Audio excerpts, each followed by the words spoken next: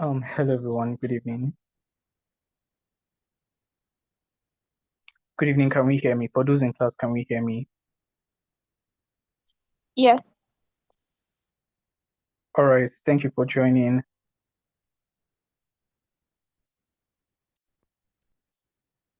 Thank you all for joining. Please, for those that are in class, please can we have you help let your other co-mentees know that this session is starting now, right? We will be starting right about now. So yeah, let's do that quickly. We have quite a lot on our hands today. So welcome to class, everyone. We are welcome to week 5 of the Jiipcc Mentorship and Internship program. I must say we have come so far in the program, and it has been so interesting so far, right? In today's class, we'll be discussing TK's, GIs, and GRs. TKs being traditional knowledge, GIs being geographic indication, and GR being genetic resources, right? So those are what we'll be treating in today's class, and I'm sure our mentors who are present would help do due justice to it. Once again, please, I expect us to have a very full class, so please let us notify our co-mentees that this session is starting now. All right, so just like it's in our practice, I'll do well to introduce the mentors we're expecting in today's class. And then, as they join in, we would have them have them help us do justice to the topic. So we'll start with our first mentor for today. Our first mentor that we're expecting in today's class is Miss Onyekachi Eriobu Anede, right? Mrs.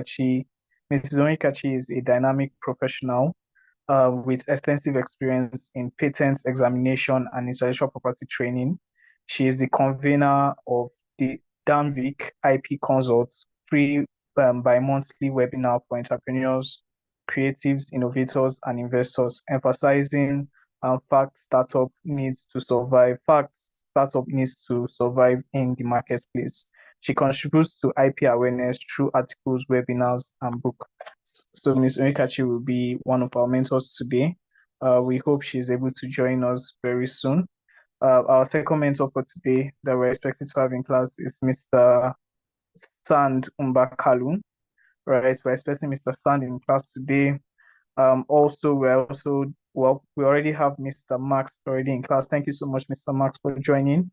We are happy to have you once again joining for yet another wonderful session in the IP class. We look forward to learning from your very immense vast knowledge within the space of IP. You're very, very much welcome, sir. And last but not least, we are expecting to have Mr. Polarin in class, Mr. Polarin Aluko. Right, so those will be our mentors for today. And those will be our mentors for today. For the mentees, we sincerely do hope that you are able to to present in today's class. So please, group 3 and group 4, sorry, group 1 and group 2, I mean, right? Please, let's do well to get ready for presentations, right? So group 1 and group 2, make sure that you alert your presenters so that they can be on standby. Once the mentors are done speaking, we'll take presentation from you guys. So yeah, not to waste any further time, I will go straight to welcoming Mr. Max. Mr. Max, thank you so much for joining in. We're happy to have you in today's session. We just want to kindly give you the floor for the next 20 minutes thereabout to help us just give an introduction into the topic, and then we'll have our other mentors speak too as well. So yes, sir, Mr. Max, over to you. You're very, very much welcome to this class. Okay, thank you, Dennis, and good evening, everyone. Of course, I must start by commending all the mentees. You have come, for starting this journey and coming this far. It's IP is not one of those areas that ordinarily we have always, in this part of the world, had a competitive advantage.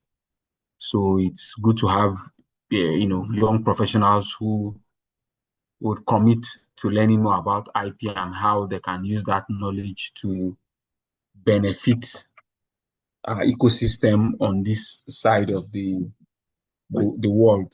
So today's topic is actually very interesting, and is one area of IP that I think particularly we as Africans ought to really be interested in and to really make effort to promote, because this is one area where we have a competitive advantage, if I would use that word, because whether I would like it or not, one of the we still remain in the world when people have the most indigenous heritage. Many parts of the world, civilization over time has, to an extent, diluted that indigenous heritage, but we still have that advantage, and it's one area where we ought to push a little bit more. So the subject of today is kind of wide, but very interesting. So traditional knowledge, geographic indications, and genetic resources. To a large extent, the first and the third are closely related as traditional knowledge and genetic resources. I'd also throw into that traditional cultural expression. So from your other classes where you did patents, if you look at that, you'd see that quickly there seems to be a close line of similarity between patents and traditional knowledge.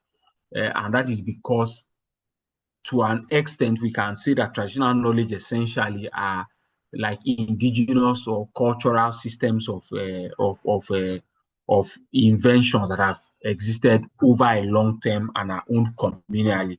So, of course, one of the things we note, the major distinction between patents and traditional knowledge, is that unlike patents where an enterprise or an individual, owns the monopoly granted by government over an invention that he came up with traditional knowledge is actually communally held knowledge, that has been known over a long time and has been used and safeguarded within that community. Of course, one of the easiest or the most prominent use cases you will find traditional knowledge is in traditional medicine or traditional remedies and healings. Every indigenous community have always had a way they dealt with sickness and disease, even before the coming of modern medicine and modern ways of treatment. In Africa, we still have, and a lot of people still depend on that. So you still hear cases where even hospitals will advise the relatives of a person to take him home for traditional treatment, that they do not think the orthodox medicine is really achieving the aim. Of course, we know that sometimes that's because there's a connotation or a belief that the illness is caused by other factors beyond merely natural factors. There's a belief that there are supernatural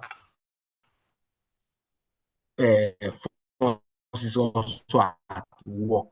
But beyond that, we also know that a lot of herbal remedies actually use, and also most importantly, because they are organic, chemical side effects. Because we know that most of the orthodox pharmaceutical drugs are processed in an environment of high chemical additions, and that ultimately some of those chemicals, are no longer really very organic, and so would have harmful side effects, some of them not even known. So if you follow what they call mass thought in America, particularly, for instance, mass thought is in the pharmaceutical industry, for instance, is that after a period of time, science itself would discover that this drug that was commonly used at a point in time actually had some long-term side effects. So you see that, maybe after 20, 30 years, people come together and say, if you ever use this particular drugs and you notice you have this particular ailment, or your children have this particular side effect, then all come together and sue that pharmaceutical company, because it has been discovered that the drugs they sold, have this long-term range. So, I mean, a recent example is that we are beginning to hear a lot of things about the COVID vaccine. People are saying that COVID vaccine ultimately had some lingering side effects, and some of them are not yet discovered. So don't be surprised in another 10, 20 years, there's going to be a class action against the Pfizer, the producers of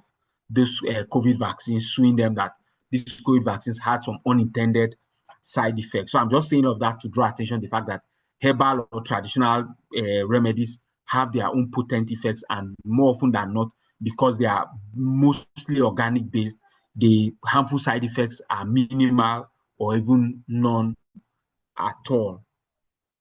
So that's one area where traditional knowledge comes strongly into play. Now, one thing you need to note also is that traditional knowledge, to an extent, is more often than not a negative right rather than a positive right.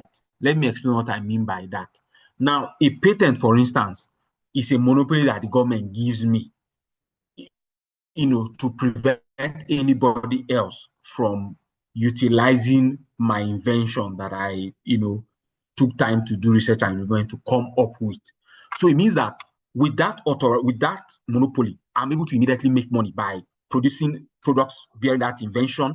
And because that invention is unique and nobody else can utilize that invention, it will mean that my products, or for instance, if it's drugs, my drugs will be the only one that have that unique invention, meaning therefore that I can charge premium price for it.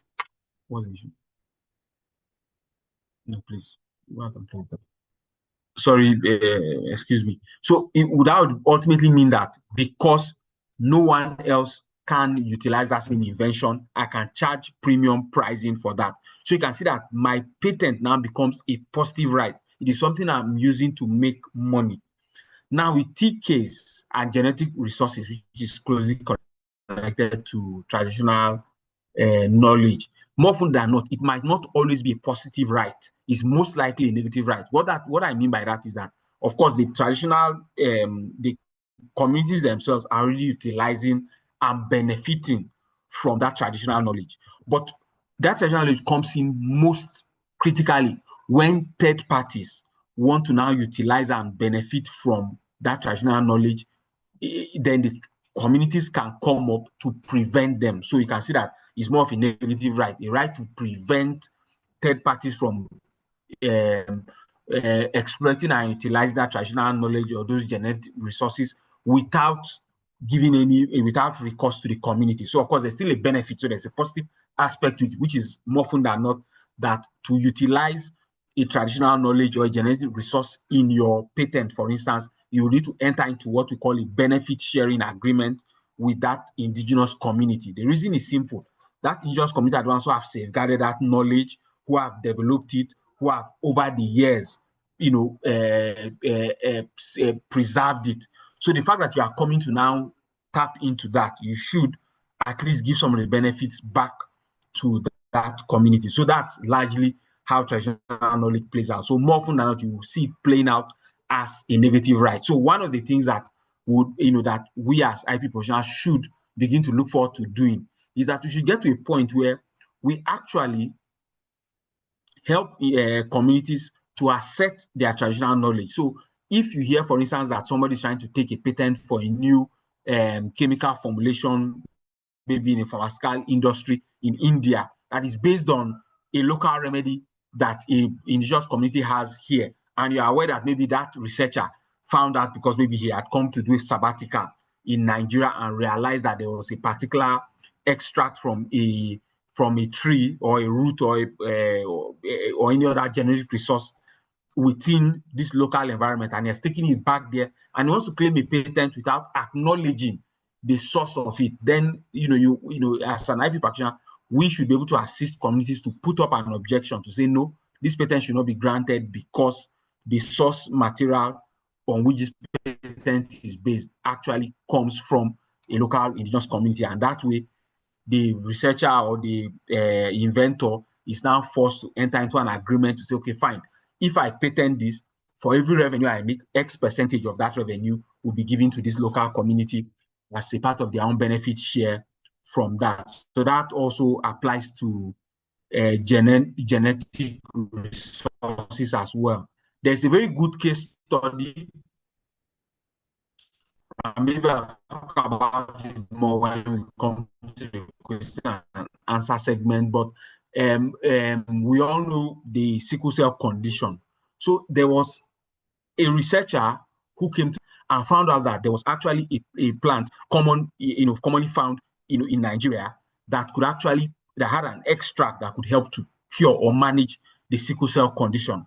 And out of that, they were able to develop a drug in conjunction with the Nigerian Pharmaceutical Research Development Agency, NIPRID, and they call the drug Niprisan.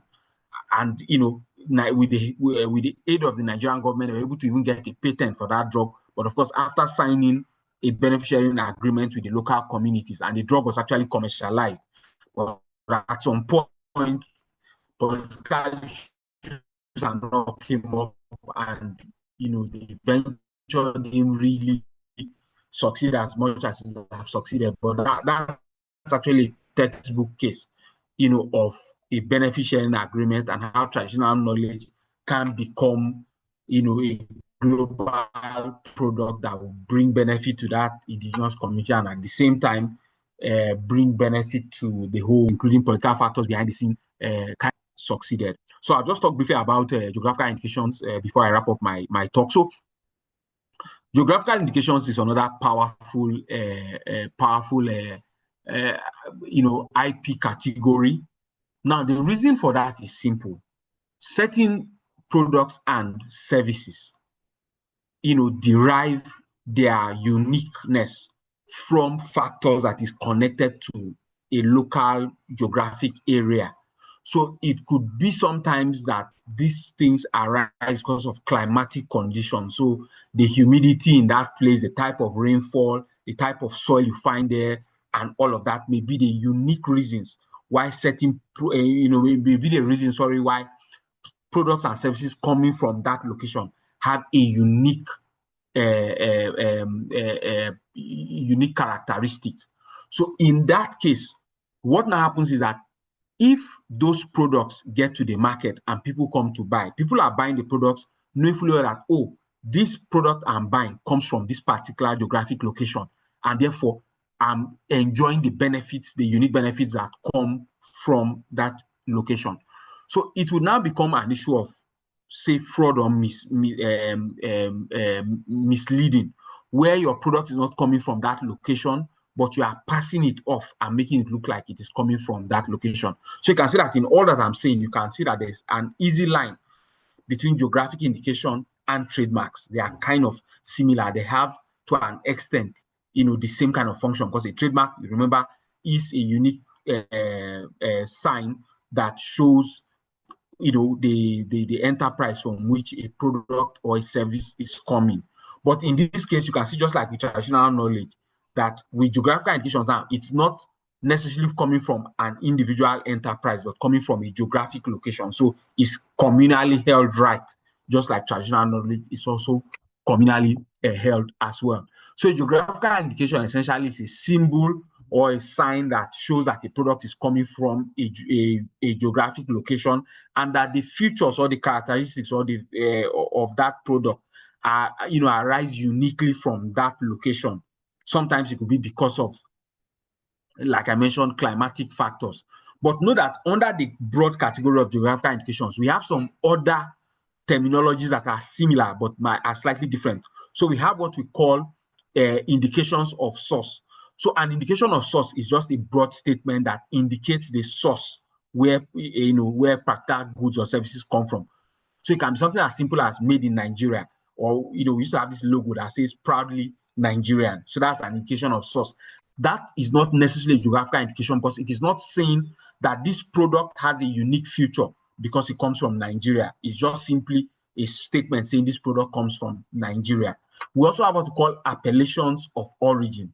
Appellations of origin are a little bit more technical and are unique to particular areas that have a specific law that governs them. But appellations of origin actually show a stronger connection between the geographic location and those goods. So it is saying, so for an appellation of origin, you must show that that particular goods or services, even if you take it to any other location, it will not produce exactly in the same way. So an example is a unique type of pepper called Unsuka pepper.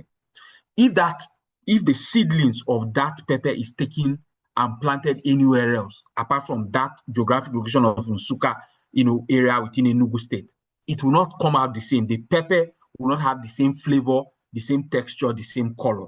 So you can see that in that scenario, there's something particular about the geographic location that is closely tied to that pepper that that produces the unique features that come out. There's also a lot of cheese made and matured in particular caves in parts of Italy and France, that if you take the same ingredients elsewhere, it will not mature and come up with the same exact unique feature. So that also, parts of what a geographic indication actually means. So, of course, geographic indication protection is not like trademark protection because, like I mentioned again, the ownership is communally held. So more often than not, you will find that it is producers, for instance, chambers of commerce, who would register and own that geographic indication and prevent anyone else who is not a member and who is not producing in that location from using that geographical indication. Protection of geographical indication is a little bit funny because most countries adopt what we call a sui generis. That is a unique standalone law that is particularly designed to protect geographical indications. However, in some places, you can protect it using trademark law. So you can register it as what we call a certification mark. Certification mark simply means a trademark that is registered, with the specification that only people who meet certain conditions, are allowed to use that trademark. So you can also protect a geographical indication as a certification mark as well. Currently in Nigeria, that is the only route because we do not have a sui generis. That's a standalone geographical indication law. Mr. Sandumbakalu, who is one of the mentors who joined us today, has been doing a fantastic work. He's led the team to draft to put up a draft geographical indications law. There's still a lot of lobbying going on and hoping to get that law to the National Assembly and get that law passed. But that hasn't happened yet. We are hoping it happens so that the Nigerians can begin to benefit, from things like Nsuka Pepper, Ijebu Gari, and so many other unique products we have that, emerge in Nigeria and are unique because of the factors tied to the geographical location where those products come from. So I think at this point, I'll pause and would let the other mentors also give their thoughts and carry on with the mentees presentation. So thank you all. Dennis, back to you. All right, thank you so much, Mr. Max, for your thoughts that you shared. We really appreciate everything that you said in this very short time. It was very, very insightful. Thank you once again, Mr. Max. Okay, I think we have two of our mentors have joined in. Ms. Orikachi, thank you so much for joining in. We would like to also just hear from you, share your own thoughts on the topic for today, for also like the next 30 minutes, and then we'll have Mr. Sand also share his thoughts, and then we'll go back to the mentees. Ms. Orikachi, over to you, ma.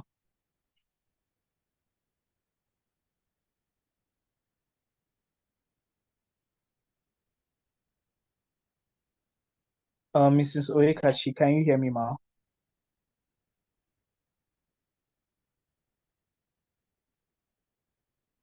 Okay, I guess she may not be very close.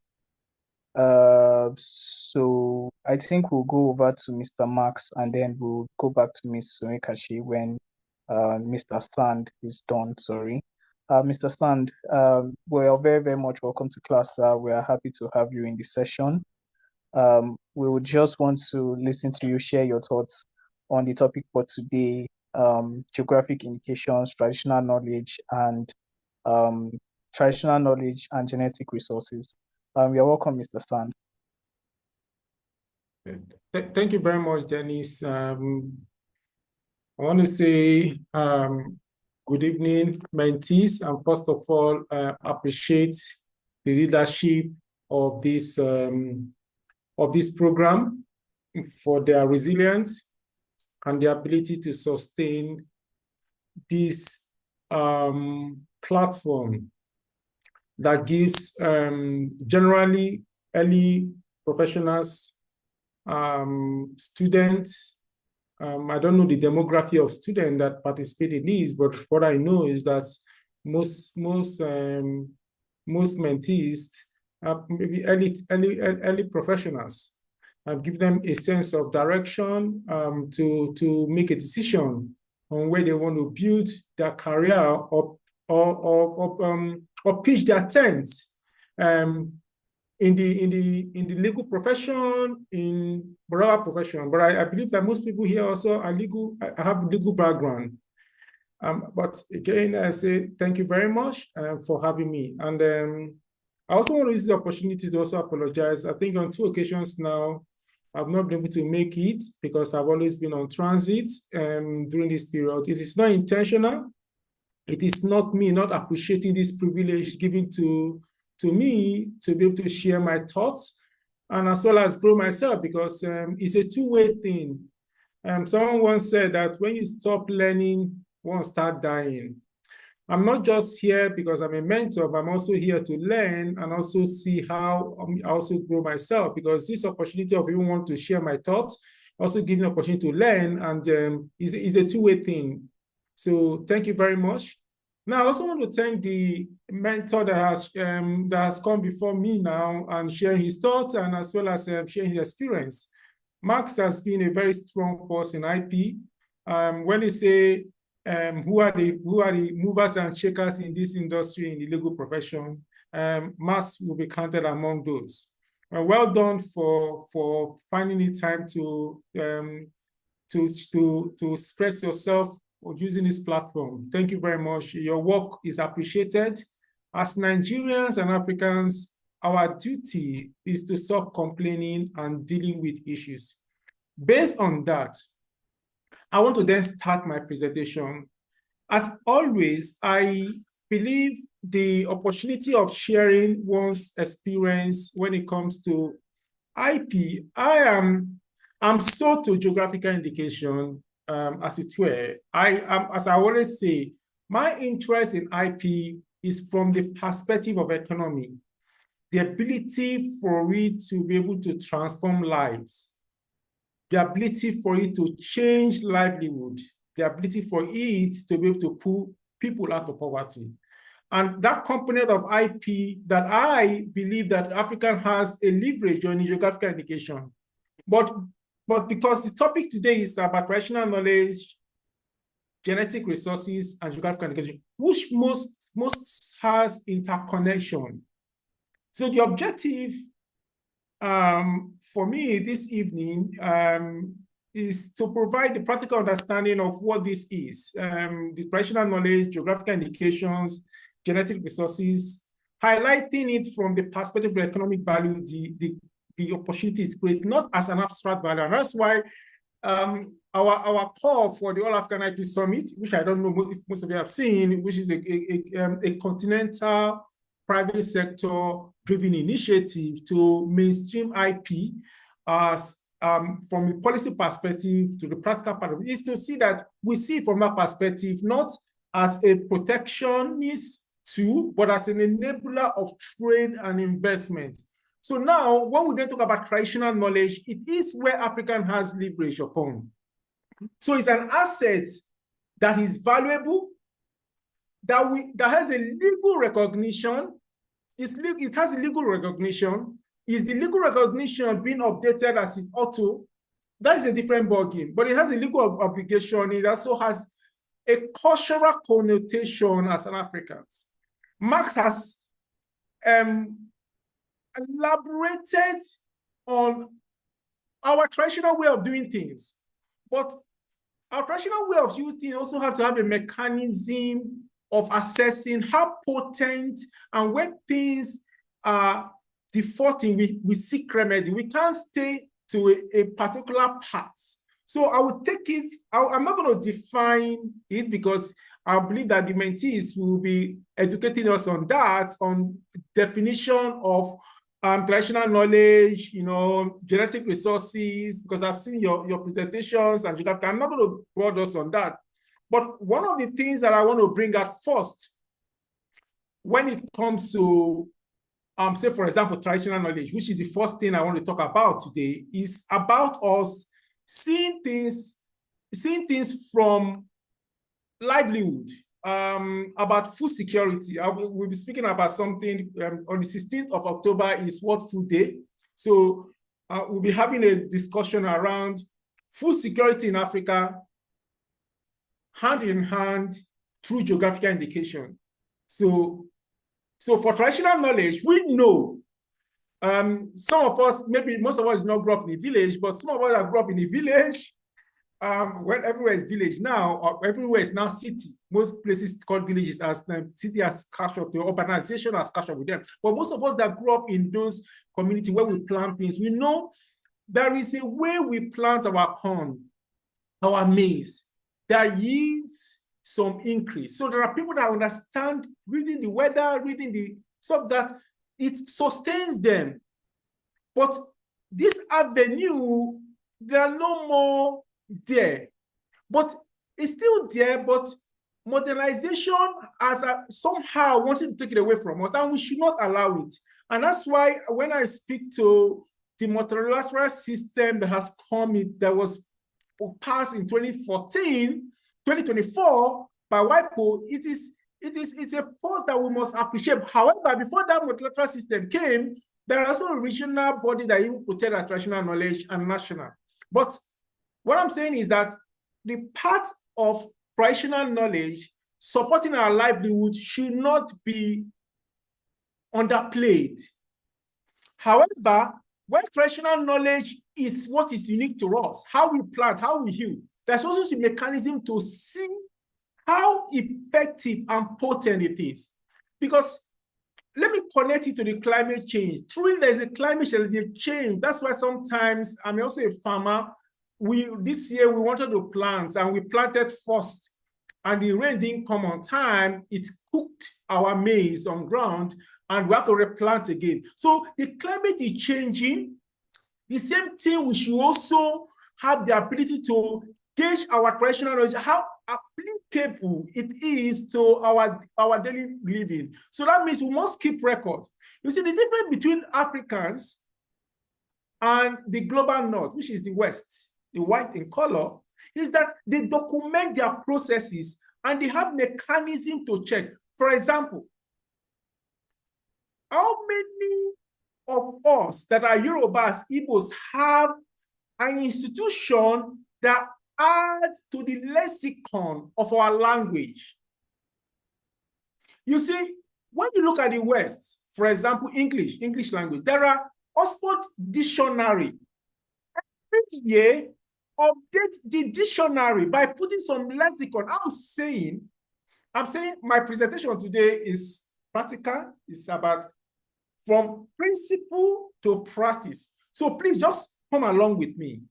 I am still on traditional knowledge. I'm saying traditional knowledge in the African context support livelihood. And I made mention to how we plan, but at the same time, we must be conscious of the environment, and put mechanism in place to check how potent this traditional knowledge is as time evolves, because where we call villages has been caught up with urbanization. People are moving to, but how are we putting ourselves together to meet up these changes that's happening? It doesn't mean that we don't have traditional knowledge, but is this traditional knowledge catching up with our time? So I made reference to our mother tongue, Yoruba, Igbo. You have an institution that is their responsibility to update it with the current trend. They have, but are they vocal enough? Just as we have the Oxford Dictionary, the Cambridge Dictionary, do you know that Jiipcc has been defined in Oxford Dictionary and Cambridge Dictionary? This is English. But do we have the University of Ibadan taking up this initiative, saying our tradition, let's document it and update it as we move? So say, no, this is the way we do things, so let's stay at it. It is a way we have to consciously change that part of thinking. I'm still on traditional knowledge. I'm saying, I'm not going to define it, but I'm bringing us to the reality of what we have and why we need to cherish it and support it to move with us, so that our children will be excited about our tradition, not ashamed of it. The tradition part of cruelty should be discarded, because most people don't know that I have 2 degrees. One of the degrees was history. First degree, it plays a little bit, but somehow it comes out in most things I do. I have my first degree. I spent 4 years in university studying history. Then I went into studying international trade, having a master's and having this stuff. But when you look at the history of Western Europe, There was this time women were not allowed to work. They were meant to be housewives. But if you look at the history of Africa, women were allowed to lead. So when colonization came, they said, no, why would they allow women to be leading? Because in their own part, women were not allowed. And this time around, we then imbibe them and say, women are also to lead, women are supposed to play the background. And that's what we're still struggling with. Now they're talking about gender balance. We must bring women to leadership. When we ourselves, the first about women riot in Nigeria was led by women. So our culture always encourage equality, justice, but we tell towards the West because they document it, so we don't document it. So traditional knowledge is an element that helps us livelihood, healthcare, but are we updating it? No. Now let's come to genetic resource. What is what we have? I'm not going to define it again because the definition will come from mentees, which of course is for me to also learn what it even means, but I'm bringing out the practical part. Our origin, what we use to heal. We have the bitter cola, we have the ginger, we have the bitter leaf. This is we have the biodiversity, which connect to traditionally how we cook this stuff. But we have them. But what exactly, how important is this to our daily living? Most of us will not want to be associated to certain level of our genetic resources, but people come here and take it and move away because we have not consciously taken research and built on it. There's interconnection between traditional knowledge, genetic resource, and geographical indication, as Marx has rightly defined it. It's about our sun, it's about our soil, it's about what we have, like the Ofada rice that we have, that the Suka pepper that we have, what we have, how this applies to us. And which is, of course, you cannot have two Ogbomosho cashew anywhere because Ogbomosho soil deals with it. But have we taken advantage of this? The answer is no. Because as a people, we have not consciously considered what we have and seek pride in it. Rather, we relegate it to the background. We have our patterns. We have our Kokoiri, which is geographical indication. There are a number of things, and every geographical indication product is still connected to library, but it gives the premium because it's tied to it. We have the buffalo meat from Japan, buffalo, which we call corned beef. Corned beef is a GI, it's a unique beef, it's a unique how they rear their beef goods. It's only tete goat meat we have in Africa, but they've never commercialized in a way whereby it becomes a premium. They're still struggling to apply the law to it. So geographical indication, genetic resources can be connected and traditional knowledge. So this two things we must appreciate, but as we appreciate it, we must put a legal framework and policy system to protect them and see that we leverage on it. But we have not done that. However, beyond us doing it's one thing to have law, it's another thing to apply it. So, for example, Africa has what they call the modern law. The modern law is about providing a legal framework that gives us access to beneficiary, which Marx has rightly pointed out. So, for example, and that's what White people was trying to define, which I will speak to when I come to the multilateral system of things. So, let's have disclose where you're getting your, if you want to patent any product, disclose where it's coming from. And the global West said, no, we're not going to do that. And it was fought for years until the African group, which is an unofficial networking group in Geneva, pushed for that and we're able to score. But it's sad, we don't say the sad and interesting part that this is also be coming to effect. I don't know if it has come into force with 15 member states signing up to it. But it took some time. I don't know if it has come to force. I will speak to that. But the legal system that has also governed is 2000 or so, where we have the African modern law, which one of our senior professor, I've forgotten his name, from University of Ibadan supported. So it gives the the community the ability to share from whatever comes from them, from traditional knowledge to genetic resources to the traditional stuff. But those nations, so currently Nigeria does not have, even when trademark is not sufficient to protect geographical indication, for example. We have a plant variety which just came into force, but how far have we gone with it? But it's a good start. But if you look at one thing about these three aspects, genetic resource, do we even have a legal framework to even protect it in whereby we can benefit from it? For GI that I'm passionate about, that I'm part of, we don't have. And I still keep on saying that while GI is a flexible way where you can use trademark to protect it, you can use communal certification mark to protect it, but it's not sufficient. It's a generic system that is sufficient to protect, because how do you classify smell, flavor, color, and the rest of it, and testing this thing and protecting it? So for GI is a generic system that is more potent and robust enough to protect, because you have to then update it. But for Africa, and again, I should be able to mention what OAPI has done by the Banking protocol, but because we are not a member of ARIPO or OAPI, but we have what we call the AFCFTA IP protocol that has come on board. And so all this part, which is covered under the IP protocol, it has not fully come into force, because the analysis is being discussed. So I will not be able to speak much about that.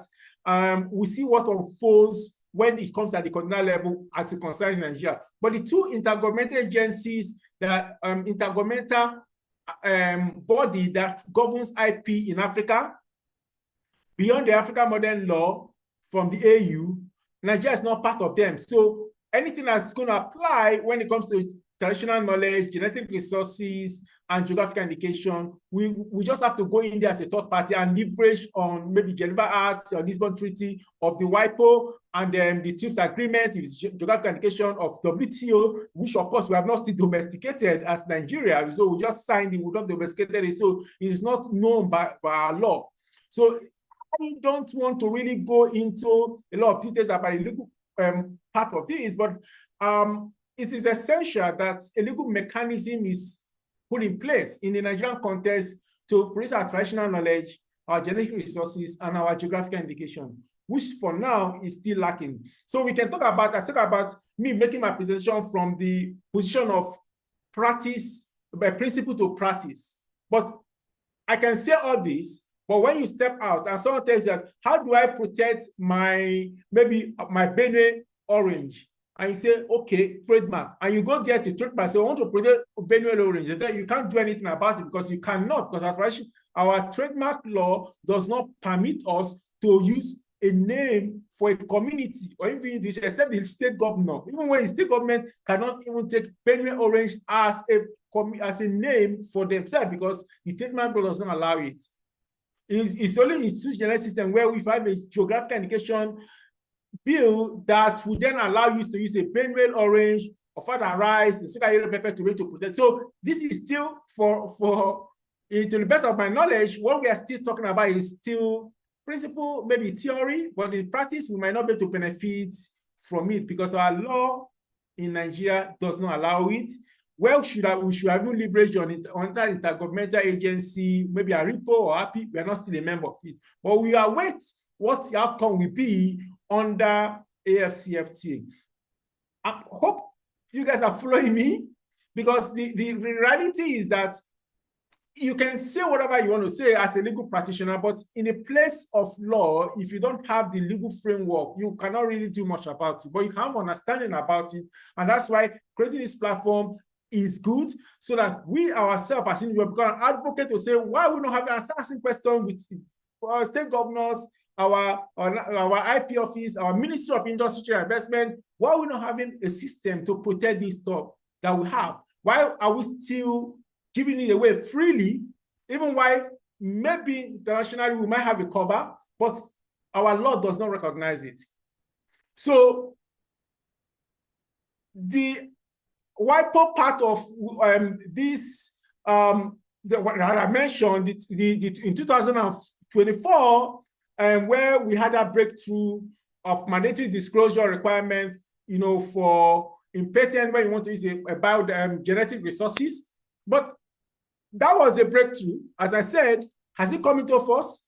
We don't still know, because it's something I have to find out, and maybe mentees through their research would find out and tell us more if it has come into force, because we have 15 member states. But one interesting example that I would, when we speak about geographical indication, we might talk about which is potential because we don't have it. But we have success stories from across other African countries, which I think we should be proud of. And if we, as a country, is serious, and I think this program is cut across other African countries, not just Nigerians, is that for South Africa, Rehabilit tea. Rehabilit is a geographical indication a product that is the first tea that gained protection under GI framework in Europe. And it has moved from just ordinary tea to a premium to the community, and is yielding them lots of financial resources and keeping jobs and pulling people out of poverty in that local area. So how about we having super hero pepper getting this traction? We just have to have the law in place. You have to have this switch generation system in place. How about having our Ijebu Gari have this traction? We just have to have. How about we having our Oshoki having this traction? We should just have a law in place as Nigerians. So the same thing with other African countries. So the same thing now is what the AFCFTA IP protocol will do. Because if the IP protocol, because under the AFCFTA IP protocol, which I have to just speak a little bit on, is that they're going to create a single register for IP for GI product that are registered in Africa to be domiciled in the registry. Are we going to have a fresh new intergovernmental agency? That is still a question that is begging for answer. How are we going to go about implementing AFCFTA IP protocol? So that is not, it's still being negotiated. But as I said, there are a lot of powerful examples of a GI product that has gained global recognition because they are GI. So from the Rehabilit tea to the even the Ethiopian coffee use trademark, and elements of they are even trying to just go into the sui generis system to protect theirs. I talk about the open white honey from Cameroon, which through EU is a geographical indication product, but they are not. I think one of the most successful GI products from Africa is Rehabilit tea, in my view, and I think one or two products as well from Morocco. But we can get this more if we have a legal framework as a people, not relying on just hearsay. So I think my time is past spent. So let me just quickly wrap up and say that for traditional knowledge, genetic resources, and geographical indication, this is our best bet to compete with the global north and maybe the global south, the Asians, when it comes to trademark, patent and design, maybe a copyright even, because they have advanced in their mechanism. But for us, our traditional is abstraction, but we must have mechanisms to weigh them to see that they speak to our reality and keep on evolving. And there are different mechanisms we have to put in place. The first one is that let's even have a legal framework for that. And that will help us, and policies as well, to support it with incentive to give the rural areas where it's coming from to benefit from it. But outside that, we'll keep on saying, we have all this, but what are we doing to that? How are we harnessing them? The answer is still, we are still harnessing them below par. So do we want to go into defensive and protest? So I would not want to go into all those technical jargon, but the reality is that we're not benefiting from these two powerful IP aspect of IP as a people. So we can talk about it, but it's on us to, after talking about it, to push, to advocate for the system to create an enabling environment for us to harness this for the benefit of our people and creating economic benefit to our country. Thank you very much. So let me stop here because there are different aspects of this conversation, but I'll be happy to listen in to learn, as I said, and as well as to share my thought from the practical perspective. But still a long way to go. But this, where we have started now in having this conversation through this mentorship program, is a good way to start. Thank you very much. Thank you so much, Mr. Sand, for sharing your thoughts. We really, really do appreciate everything that you have said in class, challenging our mindsets and the way we see GIs, TKs, and GRs. Thank you so much, Mr. Sand. We really appreciate. We'll be having our last mentor in class today. Just help us round up the initial discourse into the topic. Sorry, into the topic. So Mrs. Ohekachi, if you're with us, the floor is yours, ma.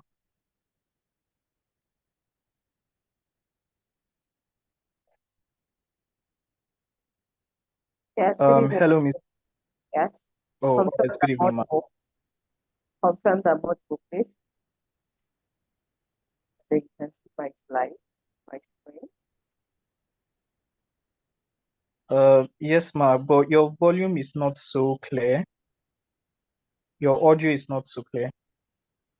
Okay, it's raining where I am, so we'll just that's why I'm using a earpiece to control the sound.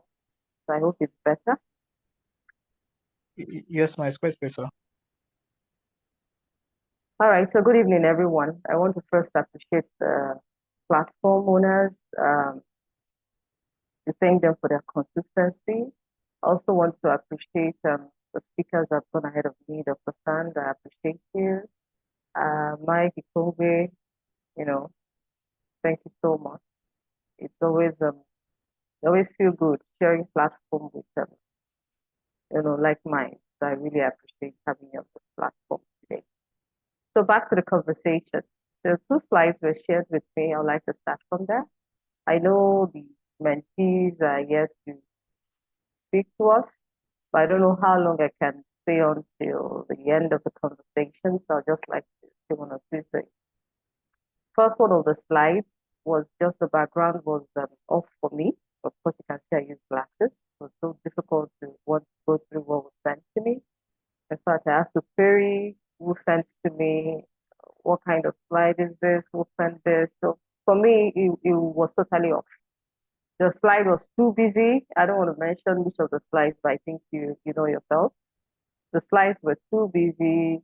They packed with details. It was difficult to really appreciate the content of the conversation. But despite that, I managed to at least have an idea of what you know and what you think you know based on your research, what you have found out there. So kudos to both teams and thank you for your great work. So if I may proceed. So first, I would like to urge us to, as much as possible, jettison all we have learned about intellectual property. If possible, box them and keep on one side. I have my reason for saying this.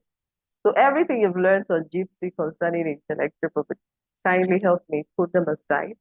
Let's dive into what we are here for today. So based on the topic, it's basically couched under what I call or love to discuss as communal intellectual property rights.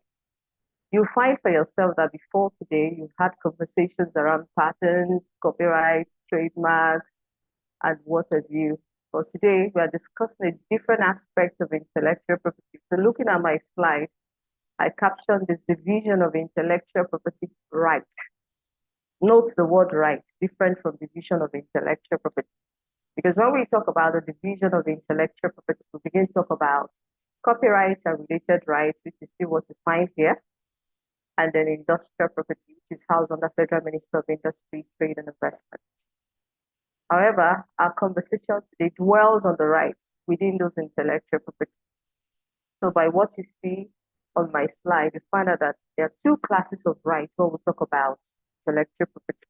So one is a private right, which connotes that an individual, a group of persons, a company, maybe legal or natural person, decided to come together to create something or to generate something or to invent something for which they want to claim rights over. So they take up an intellectual property registration, maybe a patent, a copyright, depending on what was created, right? However, on the other side, is what we call communal intellectual property rights or communal ownership of rights. These are natural things that exist in a community, either because of the topography of the community, the soil, the weather situation, the environment, it's all encompassing. It's also about the beliefs of the people, the traditions of the people, their food, their cultural attire, what they have carved out and inherited from their foreparents. It was passed down by way of tradition. The food they eat, the way of their life, their way of life, the things they practice in their community. So all these things were just passed down to them. They weren't created per se, but you can say that maybe because of the topography of where their community is settled in, they find out there are things they can actually make out of those communities owing to the nature of the community. So let's talk about some of the examples of things you can find out in that community. Some of them are GI, GR, that's the resources, traditional cultural expression, and the list continues. So under industrial process, I don't want to dwell on it. I think this slide is very, very explanatory. I designed this myself based on research.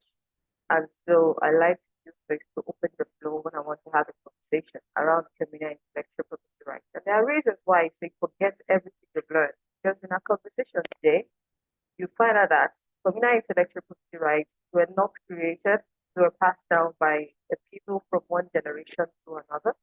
The question about, can they be renewed? Can they expire? How much of disclosure can we do? They all come to bear, and those are the dichotomy between the private rights and the communal ownership of rights. Recall that under private rights, there's an expense or there's a term attached to those rights. If it's a patent, they say it's 20 years. If it's industrial design, they say it's 5 years, or another 5 years, and another 5 years, so 15 years. And the list is ongoing like that. But when it comes to communal ownership of rights, have you imagined or thought to yourself, before I was born, there was a Jiipcc? After my demise, God helping all of us to live up to 100 and above, there'll still be Jiipcc. It can't go extinct, right? The community itself can barely go extinct. We Africans, of course, there are regions that themselves, the community is going extinct, or the community just disappeared overnight. We don't have that situation. So until the community goes extinct, until the specifications for which the GI was known for disappears, or dissipates, or reduces the quality attached to the product. It's not until then before we can start saying, oh, it has expired or it's no longer serving its purpose. So let's dive in. With this background, I hope you're all following. So still based on the division, so you find for private right, the places of particular registration, like the trademark office, the patents and the industrial designs office. So when it comes to communal ownership of rights, find plant variety, taking its course. We also find copyright under TCE, that's the register TCE, and also the GI, the part of it follows that trademark registry as maybe collective, under collective registration. So when we talk about communal rights, what exactly do we mean? Please know that these are rights that emanate from indigenous people, born out of their history. Dr. Sand talked a lot about the historical development of a group of persons referred to some countries abroad, so back home here. Understand that communal rights, they are born out of the history of a people, the ecological situation of that community or the topography of the place, their cultural representation from the communal interaction, maybe because of where they're located or their beliefs. Like all these festivals in our various communities, just think about that. And so they emanate from maybe natural situations or human factors as a result of what was passed down to them by their foreparents. Such as when you talk about the Benin brooms, it started maybe during Benin Kingdom, you have people, a group of persons like stewards, whose job was to carve out those Benin brooms. And of course, they water a lot. And so we have artistic traditions, the crafts, sacred activities that they don't want anyone to know. So the people's belief is a taboo to even want to share it. Ceremonies like maybe New Year Festival and all manner of festivals you have in your local community, the folklore, the games, everything around that comes under communal rights, including the traditional food people eat, which cumulates into their collective intellectual activity.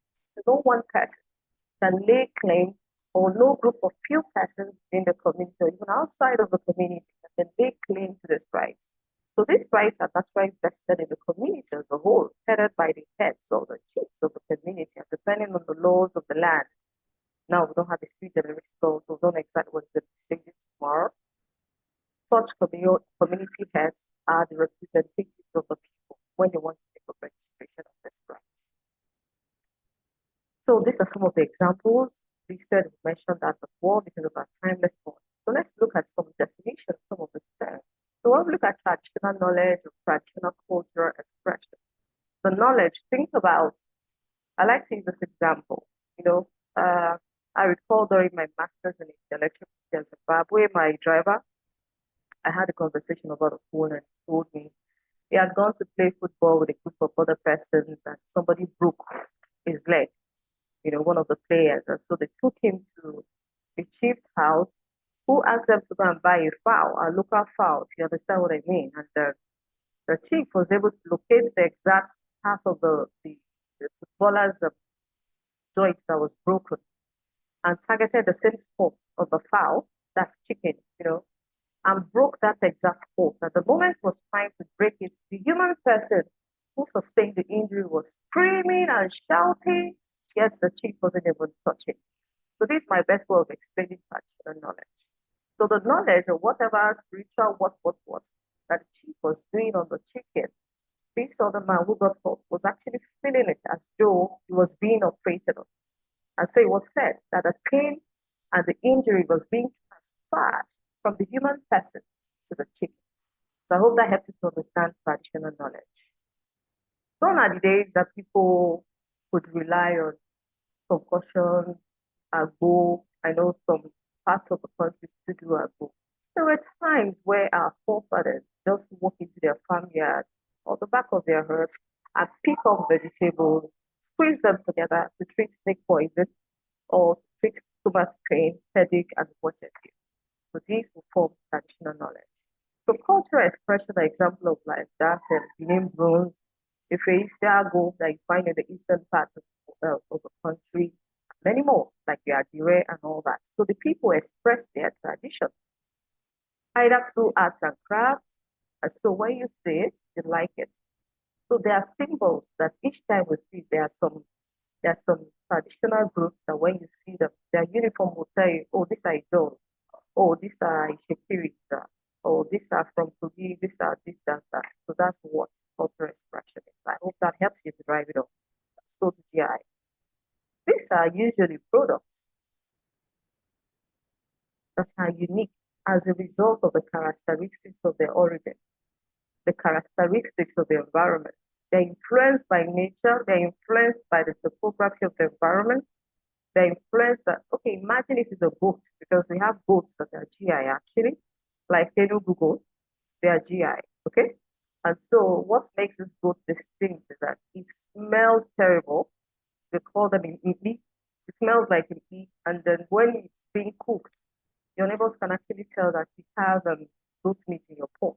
There are goat meats that when you cook them, you barely feel or perceive their flavor or the aroma.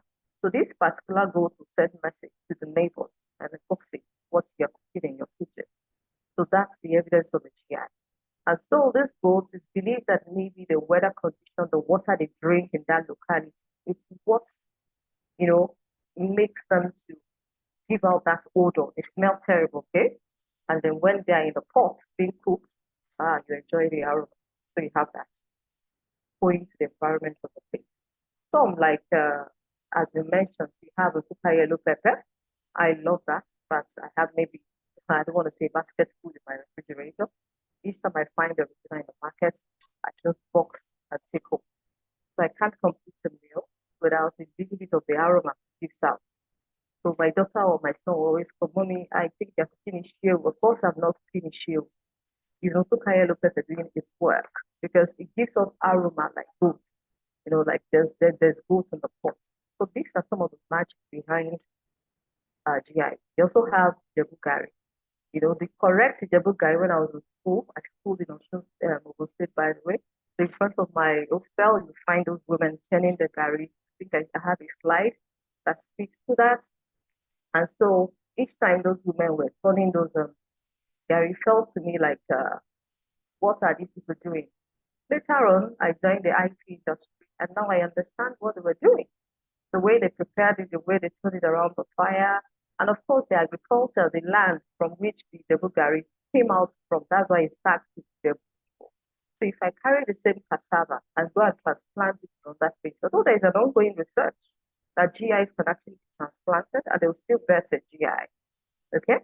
Like you notice that this super yellow pepper, people from Jos, they now have their own version of yellow pepper, but there's a difference. I don't know if it's super yellow pepper that was transplanted or they just have their own special species of yellow pepper, which is nothing compared to the super yellow pepper, which has also been confirmed to have its own pharmaceutical benefits amongst other things.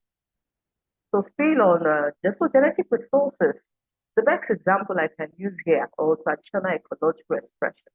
Think about animals or plants. They contain some, some microorganisms, some elements that can actually be extracted, some genes, their genetics and all that can actually be extracted and used maybe to make yeast or other forms of edibles or even cosmetic in the cosmetic industry.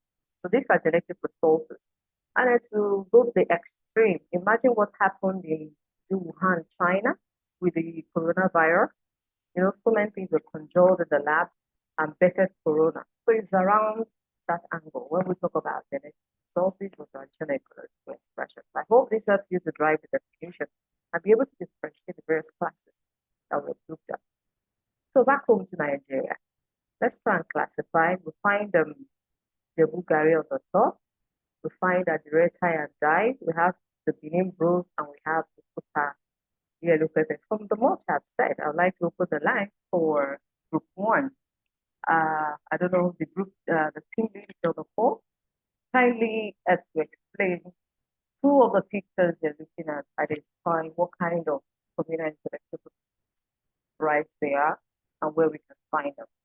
Yeah.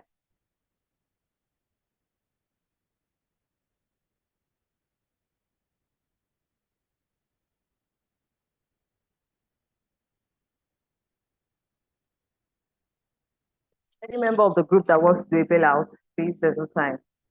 Unmute yourself and speak to us.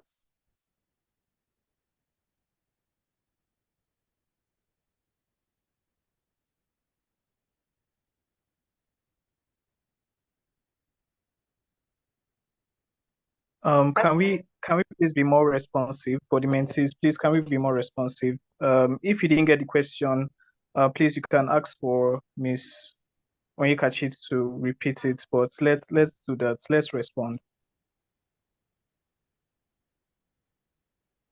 I like my class to interactive. I don't believe in just talking and you're listening. Yeah, I believe you're all intellectuals and you've done your research and you've heard two mentors speak ahead of me. And yes, I'm here giving you detailed examples or definition of terms. So I expect it already on what you're discussing today. So please pick all the pictures and speak to me. One agriculture picture, another that is not agriculture. Don't pick two agriculture diagrams. I hope you understand. So speak to me. Where can we find them? What are their qualities? What do you know about them? Let's go. Group one.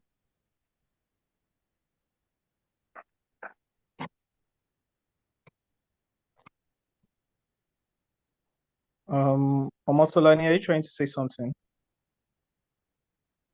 Okay, I'm from group 2 and I can classify the Benin bronze. Okay. So what do you know about the Benin bronze? Okay, so as the name implies, Benin bronze is from Benin, and I feel it falls under traditional cultural expression since it's is a symbolism that shows the historical culture of the Benin Kingdom, and it's actually a symbol, and then it's anyone who sees this, we know, or you will already know that this is a symbol and it belongs to the Benin community. Thank you. Your second picture, somebody else from group 2, please. Take from the agriculture.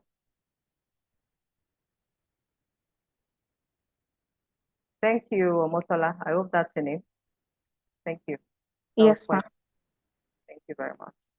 It shows you're listening. Yes, somebody else. If we're not listening, I should go off the call. I hope you know Jiipcc is not paying me a dime to do this. Okay. Yeah. Yes, please. I have another meeting to go for. Can we hurry up? Oh my God. Yes, ma. My name is Eugenia. I'm also from Group 2, and I would like to classify the Ijebu Gari. I believe it is communal ownership and it falls under GI simply because is called Ijebu Gari. It just shows that this particular product is from a particular town or a particular community called Ijebu, and that's where it originates from. So people don't really need too much introduction when they say Ijebu Gari, because by the name they already know that, oh, this is where it originates from and these are the true owners of the products. So can you speak to the quality of the Ijebu Gari? What distinguishes it from other Gari? Maybe the ones from Benin and other parts of the country. Why is it GI? Any other person from that group that can bail out?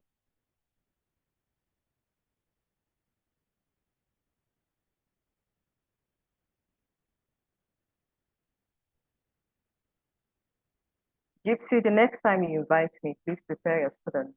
I don't like being in class and my students are not talking. Yes, you owe me that much for my time and then for staying consistent on your platform, particularly on this very conversation, because it's very important. So can I have somebody from group 1 speak to the other 2 speakers?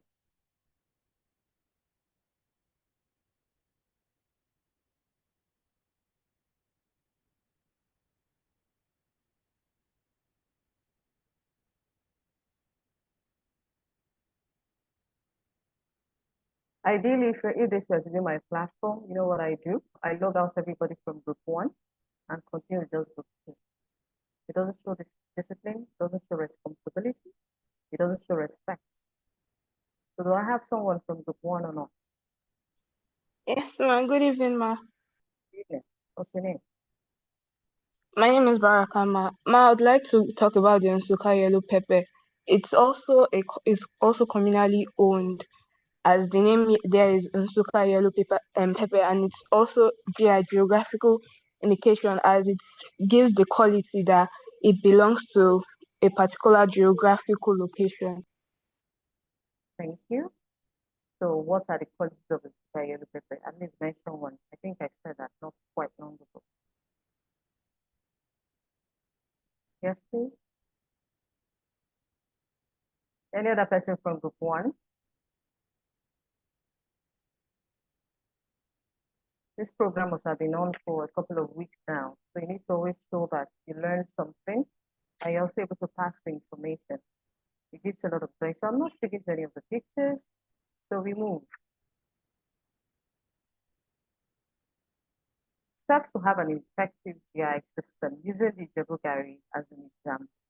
First thing is to first identify the products, its characteristics, and assess its market potential, both internally and externally. So if a product is actually a GI, the question is this: the people who claim it's a GI or the community, how do they regard that product? Because you know, Ijebu Gari has been there before, perhaps. We started hearing of patents, copyright, trademark. It had always been there. Maybe it's as old as Ijebu itself. Yeah. We need to travel down history lanes to be able to confirm this. Maybe Dr. Sand would have more information on that. And so what I'm trying to prove with this point is the fact that it was there long before all these modernized aspects of intellectual property we've been discussing on the platform, such as the trademark, the patent. So it confirms that it was not created because the people didn't know about it. Yes, they valued it and named it Ijebu Gari. It doesn't mean within that locality or within that state. It's only maybe that kind of Gari. Sometimes you find out that there are other kinds of Gari, but that particular one, our people knew, our foreparents knew. So you see, IP actually didn't come from the Western world. It came from Africans, just that nobody knew it's called intellectual property. So, but our people valued what they had at the time, and they kept them secret, and they tried to, as much as possible, pass it down from one generation to another, so that the information doesn't go extinct, especially with traditional cultural expression and traditional knowledge. Number two, you need to strengthen the structure of the group. Like if you have Ijebu Garina, for instance, there should be a group of producers, because what you find in the market are actually not Ijebu Gari, they are adulterated forms of Ijebu Gari, or perhaps transplanted cassava from Ijebu. So it doesn't really give you the exact quality compared to one of the food. If you put Ijebu Gari in your mouth, you see this sour taste, almost like somebody slapped you on the cheek. So, but you barely find this original one. The only time I get them is I have some in my house. Like I said, I don't joke with GI. I have some in my storage, and so I have somebody occasionally who brings them in town, and some specific aspect for where I'm buying. Of course, it's more expensive than what you find in the market. But you find in the market a lot of people trade off what is actually GI and put on the shelf for people to buy. And when you get to get disappointed, the Jebu Gari is also very good for Eba. They're best for drinking, like soaking it like Gary flakes. That's what people know. Like soak Gary, granules and whatever. So another thing to look at is the product quality. It's going to sell off as a GI. The specifications should be known. This is a Jebu Gari. So meet an association of people who are going to trade in this. And so it must meet a good number of specifications. Like I've mentioned one, that sour taste needs to be consistent. It must never go away. It must never be diluted. So when you find it's being diluted, let it pass. So for us to think about transporting some of these things or exporting some of these things, we don't joke with this specification. So in order for it to consistently remain, we locate maybe, for instance, when we go to Ijebu, find which area exactly gives the best form of Ijebu Gari. Then we concentrate farmers on that soil to produce us Ijebu Gari. So that it meets the standard for export, it meets the standard for registration on the international level as API. The reproduction of local resources, like if you notice a particular land that gives us that quality, it needs to be sustained. Government needs to come in to make sure it does not deplete, it doesn't, its quality doesn't go off, erosion doesn't wash out the soil, whatever it takes to maintain it, whatever it takes to sustain it. I know in the West they have a location that's reserved for some of these cultural things. I think it's in Osun State. So like a group where plants, animals that they think would go extinct, and some of their cultures are also being practiced within that locality. So these are some of the things that can be done to keep things within that state. So another thing to talk about now, product remuneration, environmental sustainability, I've discussed that as well. So product remuneration or profit sharing. When we talk about GI, now we are exposing the people's GI to a larger number of persons who may want to commercialize. Because intellectual property is about show me the money, take away the money, you don't have an idea. So it's not enough to register your trademark and hide it under your pillow or rent something you can patent and then hide it under the shelf. It's more important to produce something and then put it on the shelf or commercialize it. Whether you're exploiting directly, I'm sure you must have learned that, or you exploit it through a third party, through an instrument called maybe license or assignment or a franchise or whatever it is. And also government should have like a public policy for the sustainability of that GI, knowing that it's a form of foreign direct investment. Like Dr. Sand has mentioned some products from other African countries that are thriving well and they're bringing income for the economy. So Nigeria should also up our game. All right, our next slide. So why protect communal rights? I know I saw a few of this in your slides. It reduces biopiracy and appropriation. This usually happens with people copying or taking what belongs to a group of people, running off with it to create fraud that will fall under patent, and nobody knows that they've taken something to go and create them or to invent the medicine, and then they go to register it. A good example would be this Indians, what's it called now? The substance they use in injury. I hope I get the name for the end of the class. And so they attempted to like pick up registration, I think it was in the US, but Indians, came up to say, no, we can't let you register this. It looks like a ginger. What's that thing now? Anybody on the call knows what I'm talking about?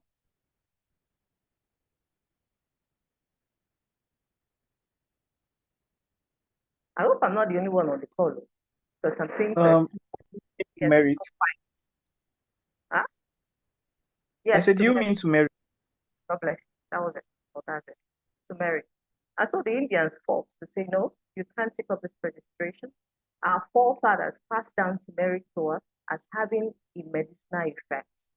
We don't only use turmeric in the kitchen, but anytime we sustain injury, we just need to apply some powder of turmeric on it, and then maybe for the next day, the injury is gone. And so they were able to take down that patent application. So this is what you and I should do. As experts in the industry, as people are now informed and aware, be on the lookout for your locality, for your community, for your communal intellectual property rights. If you hear something or know something, don't keep quiet because the people need to benefit from it. So when we protect it, it reduces barbarity and appropriation of people's rights. Number two is access and benefit sharing. Now, even if you must find a pharmaceutical company that wants to use I think we already have one or two, and the agreements have been signed, and they're already doing things in that regard. Obviously, there's profit sharing. You have to share whatever you generate from it. Now, imagine our cocoa is being exported. People come and take our cocoa from there. They go and make chocolate. Yet our children from that same locality don't even have a taste of. They can't even tell what does chocolate taste like. People from that community. That's terrible. That's extremely bad. So not only should there be profit sharing, it should be fair. Number two, you should be able to acknowledge the ownership of whatever it is you have put in your patent or whatever it is you have used to develop your intellectual property. So let's say, oh, this yellow paper was gotten from the eastern part of Nigeria. It makes our locality popular. It makes people to know us. It brings more people to want to exploit and commercialize, and more agreements can be signed. It's not fair enough. Just say, oh, profit share will give you 50% and 50%, which the community can choose to use your hospital, road, or anything that communally enjoy together as a group of people collectively enjoy together. Number three is the protection, is evidence of ownership. I also discussed this and mentioned that sometimes you might find a communal intellectual property right that falls between two locations. Take, for instance, GI, this basmati rice between Indians and Pakistan. So it falls within their boundaries. So Indians can say it belongs to us alone.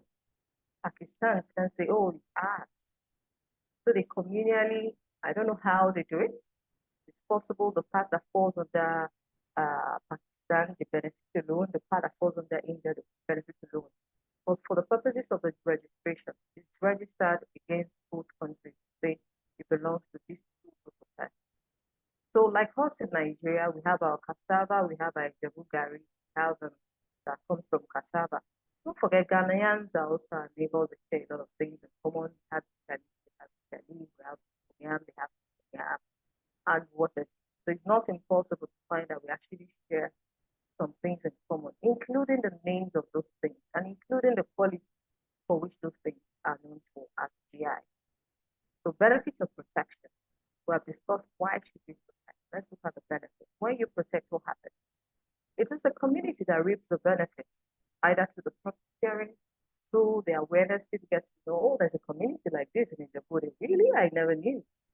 People from England or any other part of the world, they are forced to pronounce Jiipcc. They're forced to know the name. There's nothing wrong with us. If we can know champagne, we should also know about what? Jiipcc. Life is 50-50. So no individual registration for communal intellectual property, particularly for GI, is achieved for the age grade, depending on who is a custodian that can come up to say, I want registration for the protection of things for my community or for our community. Also, partnerships to be formed between the government and the people, particularly depending on the type of GI. There are GIs that to exploit them might take a lot of investment, might take a lot of, policy paper and what have you, and it might arouse government's interest. Just imagine what happens in the Niger Delta with oil. Government has to step in. It just takes a lot of money to drill the oil, process and all that, and purify it. Now, the rights may be contracted with third party, no doubt about that, particularly through a license. It wouldn't be an assignment. This is another dichotomy between private intellectual property rights and the communal intellectual property rights. Because most of the time when we talk about assignment, we're talking about a total transfer of rights and total transfer of ownership. Remember, it belongs to the community. Are you going to transfer your father's property? Are you going to transfer what your great grandfather left for you? So usually it's by a license. The right of attribution, we talked about that. Let the people know this thing is coming from a particular community. There's no harm if we can also pronounce those things that we have here. And let me see what I have here. So free should be actionable, of course, when it is registered. But if it's not registered, it's difficult to go after who is misappropriating your right. So those are some of the reasons why it should be protection. Now let's look at some of the protections that are available in Nigeria. So we'll look at certification marks. I think that's section 3 for the trademark. I talked about certification mark. Although it's not clear if trademark is sufficient for GI protection. I'll take some of the reasons why I think it's not sufficient. One is because trademark can actually expire. Yes, the right continues in perpetuity based on renewal, continue to renew and continue to enjoy the right forever. But in the instance of communal intellectual property rights, I'm an advocate, and then thankfully during the AFC, FCA, IPR protocol, I was privileged to represent the country through my office, of course. I'm not blowing my head here, okay? Please don't pass this out. And then we try to teach some of these things as we educate, of course, the platform, because so many people don't understand that there's huge difference between communal and intellectual property rights. So they come forcefully thinking that exactly what applies on the private rights must apply here. So let's discuss some of these things using this slide. So why shouldn't a trademark be sufficient to protect GI, for instance? A trademark, don't forget, is the right by a person or two persons or more that decide to come together, and so they decide to use a particular name, trade. And then, like Dr. Stan had mentioned for us, the act does not even allow you to register a particular location in the name of the trademark. It's one of those don't do, do not under trademark. But the GI allows you to use the communal name of the location to take up registration. Hence why people are fighting to exclude this one, but we still have to make use of what we have. Number 2, trademark can actually expire. GIs don't expire unless the community goes extinct, and unless the quality, the specification for which that GI is known, washed off and is no longer there. And so the quality reduces unless that, which is why we talk about always putting things in check to make sure the quality don't disappear. Yeah? Another reason can also be because trademark can actually be assigned, including the business itself that owns the trademark can actually sell off. When in the case of a GI, can you sell the community? Can you assign their rights at best? So these are some of the reasons why trademark may never be sufficient for use for the protection of GI. Hence, continue to advocate for speaking. And then recently last year, for over maybe 50 years of conversation around this, for the first time we see a treaty that talks about the traditional knowledge of the people, communal rights of the people. And then one thing we took home from that treaty, we said, if using a GI or genetic resources or traditional knowledge, those are basically the covers traditional knowledge and then genetic resources for a patent. Now, during the AFC, FTA, one of the things we pushed for as a country is that disclosure needs to be measured, because there are research that claim that, for instance, the GI can be transplanted, and we don't want to use what we have. We already know what people, the Western world, I don't want to be specific now, with some of the things we have here. They trade them off, they take and go and practice in their country, so they come and can study the soil, see what makes the GI specification. You can take some of the soil and go over there and grow the same crop and get the same GI. And then you are complete. And then they change the habit. Those are some of the ways we have always lost out in our IP, the students. So we pushed back on the level of disclosure to limit it to just the name of the community, the name of the product, where the community is located, but the things that make up that GI, they are not disclosed, right? And so should be remember, for a patent examiner, talk about disclosure, and if you don't disclose properly, you can't get the patent because the grant of the patent is that's disclosed. So what we are saying is we're going to disclose not the nitty-gritty of what's of that GI, whatever that is. Okay? And so this document also talks about the fair benefit sharing, but not much about, attribution to the people. What about that? So that's questionable. You understand? So not just benefit sharing. The people should be known. They should be given a voice. There are singers that have used some cultural attires of communities to go off and sing, and without attributing back what belongs to that community. And so we've seen instances where there are court matters in that regard and negotiations are made. So for folklore or traditional cultural expression, they fall under copyright work because you find some of them to be artistic, some are stories, and these are elements that copyright will naturally cover. So they are safe under the Copyright Act, and then they are provided for in the 2022 Act, of course.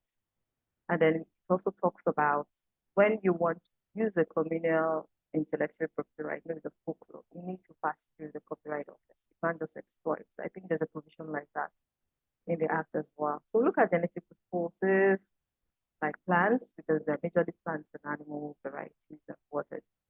So that is basically housed under Plant Variety Protection Act 2021. Just about in between the COVID, we have this act worth celebrating in the country.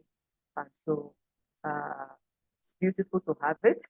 But some of the challenges is now the issue of the years attached to it. We know if it's a plant, because sometimes you begin to wonder the research work, or like when it's a patent, well, in some aspects of patent, the duration may be more than 20 years because of the level of research and time it took to register that patent. I'm not sure we have it here in Nigeria, but in the US it is practiced.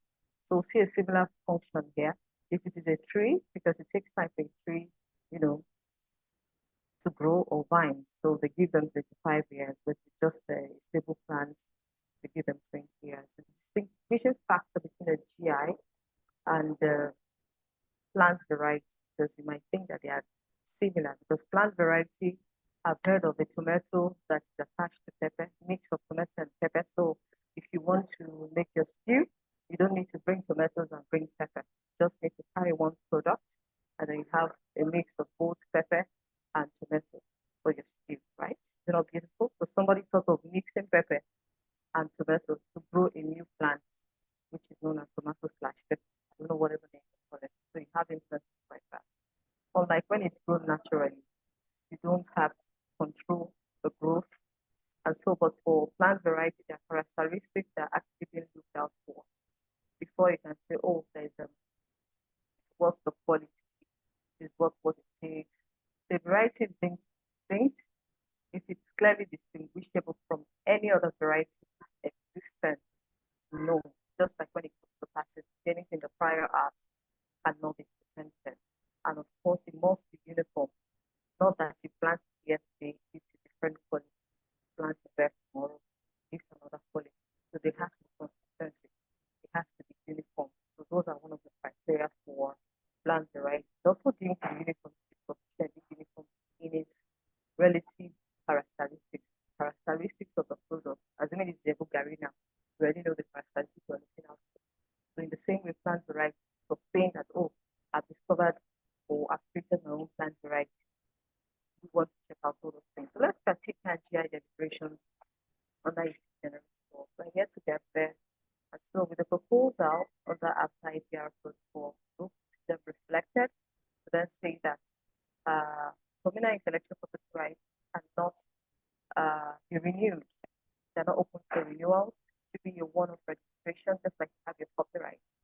Copyright, because part of communal intellectual property rights, like copyright, you have a degree of similarity.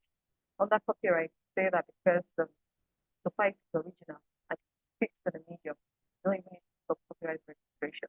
So copyright is more like a deposit request, just deposit.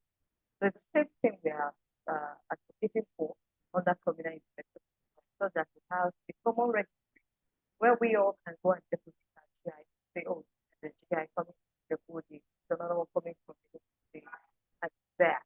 There should be a one-off registration, and then we deposit. So much color, tax out. That's the community. There's no one to fulfill them, there's no one to make them courage. So I don't think that you can tax them in the name of the renewals and whatever. So one-off generation and registration. Why? Just need to have like a register, a database, and that's one of the things that AFC is trying to do. But how this will be done, because now they're top down on the office that should have emerged from this. That would just be like Arifa and Waki, but you know, Waki is for French speaking, Arifa is for English speaking, and what have you, but Nigeria is a member state, and likewise, South Africa is a member state. And so, guys, so people are pushing against it for whatever reason, there's bad marketing organizations already. But whatever it is, this is where we are. So thank you so much for listening. I think that takes me to my conclusion. So I may have like 5 minutes to hang on. I step out of it. Thank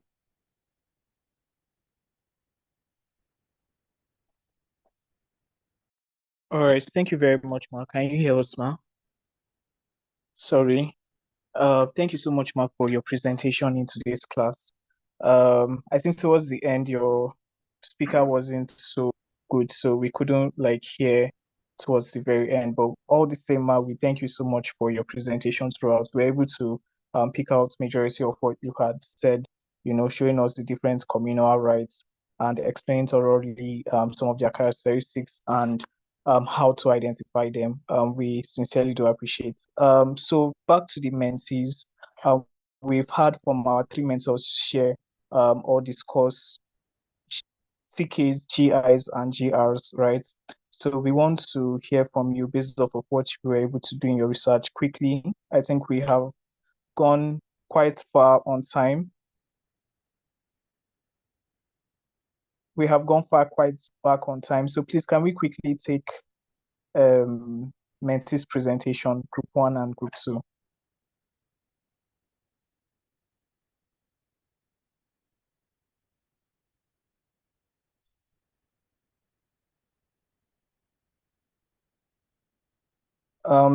Do we have the presenter for group 1 in class?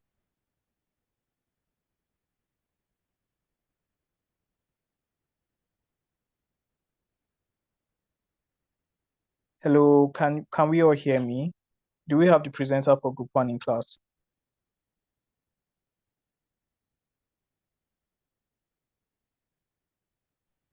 Good evening, sir. I don't think the presenter is in class, but the backup presenters are in class, sir. Okay, please. So can we have the backup presenter? We just want someone to come and quickly fill in for the presentation. Let's quickly take it and so that we can move on. Right, we are fast spent on time.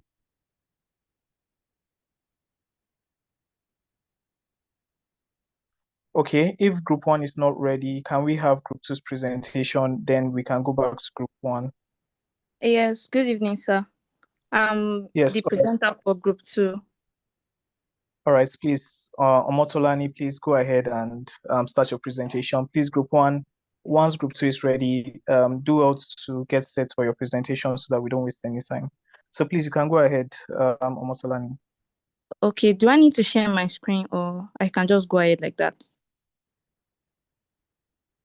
Okay. You need to share your screen. All right. Oh, I don't. Okay, share. Oh, no.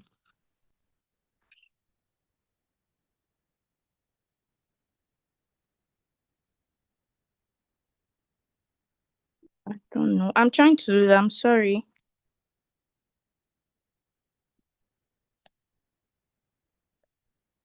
Ugh. Oh my.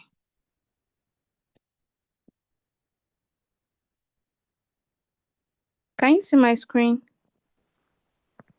No, we can't. But can you just go ahead and start? I'll try and see if I can get it from my own end. All right, sir. Okay, so my name is Kolade Omotolani Faith, and I'm presenting on behalf of Group 2. So our focus is on bioprospecting, traditional ecological knowledge, and globalization. So when we take a look at this topic, it is clear that it's an important discussion, and that's majorly because indigenous people across the world, they are the custodians of global diversity, and they lived in harmony with with nature. They relied on traditional knowledge to conserve ecosystems, and they also manage resources. Okay. However, in the present world now, due to globalization, scientific discoveries, and other things like international trade, their knowledge and resources are under pressure. We have corporations, researchers, and even governments. They exploit their indigenous resources without fair recognition or benefit sharing. So now, with talking about bioprospecting and genetic resources, it simply means the exploration of plants, animals, and microorganisms to find useful genetic or biochemical resources. And this products, that they can be used for medicine, they can be used in agriculture and for industrial purposes. We have certain ethical and legal concerns, and most of these problems they are found sorry most of these resources, they are usually found in the areas where indigenous peoples are located, but then the custodianship of these resources are usually ignored. This this um this in particular is leads to biopiracy, where companies may take genetic resources or traditional knowledge without consent or benefit sharing. And we have another ethical issue is that sometimes communal knowledge and individual patents, like there's a clash between these two, and indigenous knowledge is collective. It is passed down through generations, while intellectual property law is usually it favors individual or corporations. So in order to address this, there are some international frameworks such as the Convention on Biological Diversity. We also have the Nagoya Protocol. Both of these frameworks, they require that prior informed consent must be obtained from the indigenous people before their resources can be accessed. And this legal framework also mandates fair benefit sharing. Moving on, we have the TRIPS Agreement of 1994 under the World Trade Organization, and this particular agreement protects strong intellectual property rights, but it often links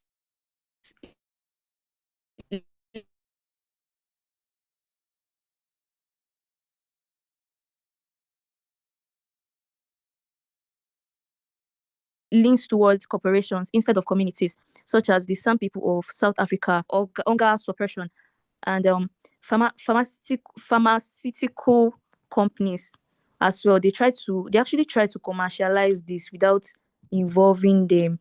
But after protest, a benefit sharing agreement was signed, which shows how justice can be achieved when indigenous voices are not included. So there are certain core issues in bioprospecting, which is fairness. If companies protect from indigenous resources, those communities, they have to be recognized and they must also be respected. So now let's go. We are the next theme of the next part of the topic, traditional ecological knowledge. Um, for the purpose of this presentation, I will shorten it to TEK, traditional ecological knowledge. So, in simple terms, it means the accumulated wisdom of indigenous people about living beings and ecosystems. And it is dynamic, it evolves, and it is deeply connected to culture and spirituality. And now I will why is TK, why is it important? Why tech is important? Because I believe it has real practical value, it is active, and it will continually be in use. So there are ways through which traditional ecological knowledge has been applied in modern world. And then so we have next we go to tech and biodiversity conservation. In Nigeria, for instance, the Osun Osogbo Sacred Forest, the Sacred Grove, it has actually preserved a lot of species that without their protection, they might have gone into extinction. And research shows that there are over 400 different kind of plant species and habitats of wildlife species at the Osun Osogbo Sacred Forest, and they are being protected over there. So another like outside Nigeria, in India, they make use of sacred groves to protect medicinal plants, and they are later used in modern medicine. So tech integrates conservation with spiritual practices, and then it makes it sustainable. Next one is TK and sustainable resource management.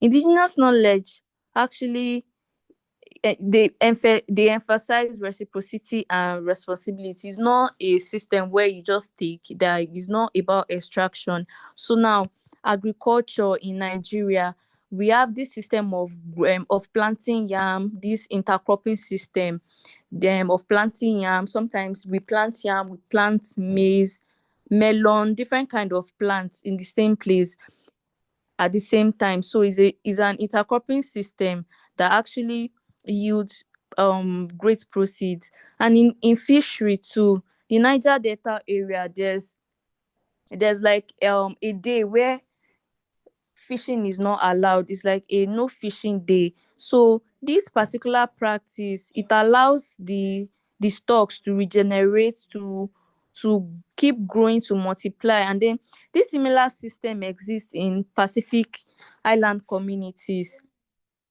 So in the forest too, like northern Nigeria, they carefully manage gum Arabic trees, while in the Amazon, they practice rotational nut harvesting. So another one is how TK fosters climate change adaptation. So TK helps communities to adapt to climate change. For instance, now the Fulani herders in Nigeria and then the Maasai in Kenya, they make use of this natural indicator like birds when they move, like the way the bird moves, they use it to predict weather, the direction they go to. That's how there's a way they use it to predict how the weather will be. And then traditional mud houses in northern Nigeria, they are built so it produces this natural cooling against heat. And then there's pastoral mobility in the Sahel, which helps with rainfall variability.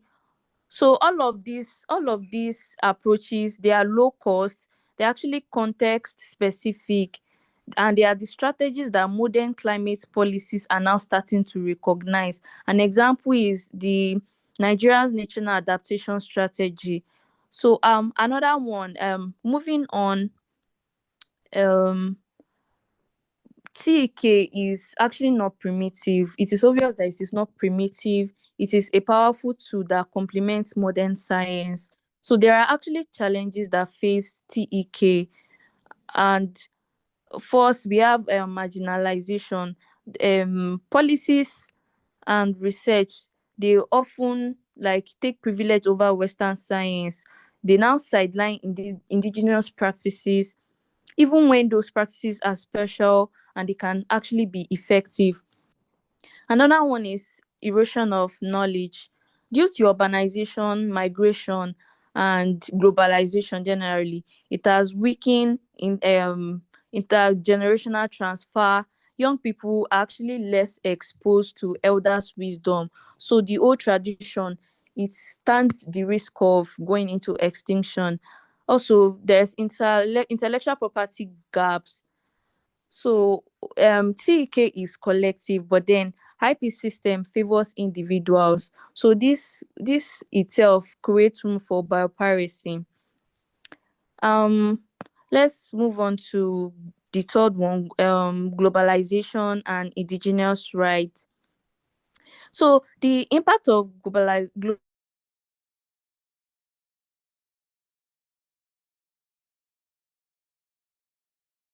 globalization has brought both opportunities and it has opened doors for indigenous voices to be heard on global platforms. But on the other hand, it has also led to exploitation of indigenous heritage. And I will an example, the Maasai symbol and clothing pattern has been used in fashion brands. The current day fashion brand, they have incorporated it into fashion, but I don't think they don't have proper recognition. And then there are traditional signs, there are songs, medicines, and they are often commercialized in global markets. But then we have, moving on, we have legal safeguards. So the United Nations Declaration on the Rights of Indigenous People, that's UNDRIP 2007, gives room for the rights of and the protection of cultural heritage. And then the ILO Convention safeguards labor and cultural rights. So, sorry, please, the next slide. Okay, the challenges. The challenges actually, like, there's weak enforcement. Multinational corporations are very powerful compared to local communities. Sometimes they don't stand a chance. They just have to. The enforcement is not really strong. So where the communities don't have where they don't have a say, I feel like there's nothing much they can do. So, but then on the other hand, globalization has brought opportunities in the sense that NGOs, digital advocacy, and global awareness campaigns, they have made it easier for indigenous groups to demand justice and visibility. So we are going moving on. The next one is how indigenous cultural heritage can be protected. So we have different mechanisms. There are community protocols, and these are the agreements that are set by communities to define how outsiders may access their knowledge. They safeguard respect, and then they also ensure fair terms. Another one is sui generis systems. In comparison to intellectual property laws, they are actually tailor-made frameworks. They recognize TEK as collective, as spiritual, and then they also recognize them as intergenerational. But then, and yeah, at the global level, WIPO, World what am I saying? World Intellectual Property Organization is is making effort to create protection frameworks for traditional knowledge and cultural expressions. The UNDRIP, the United Nations, that's the UNDRIP. They also affirm indigenous people's rights to safeguard and develop their cultural heritage.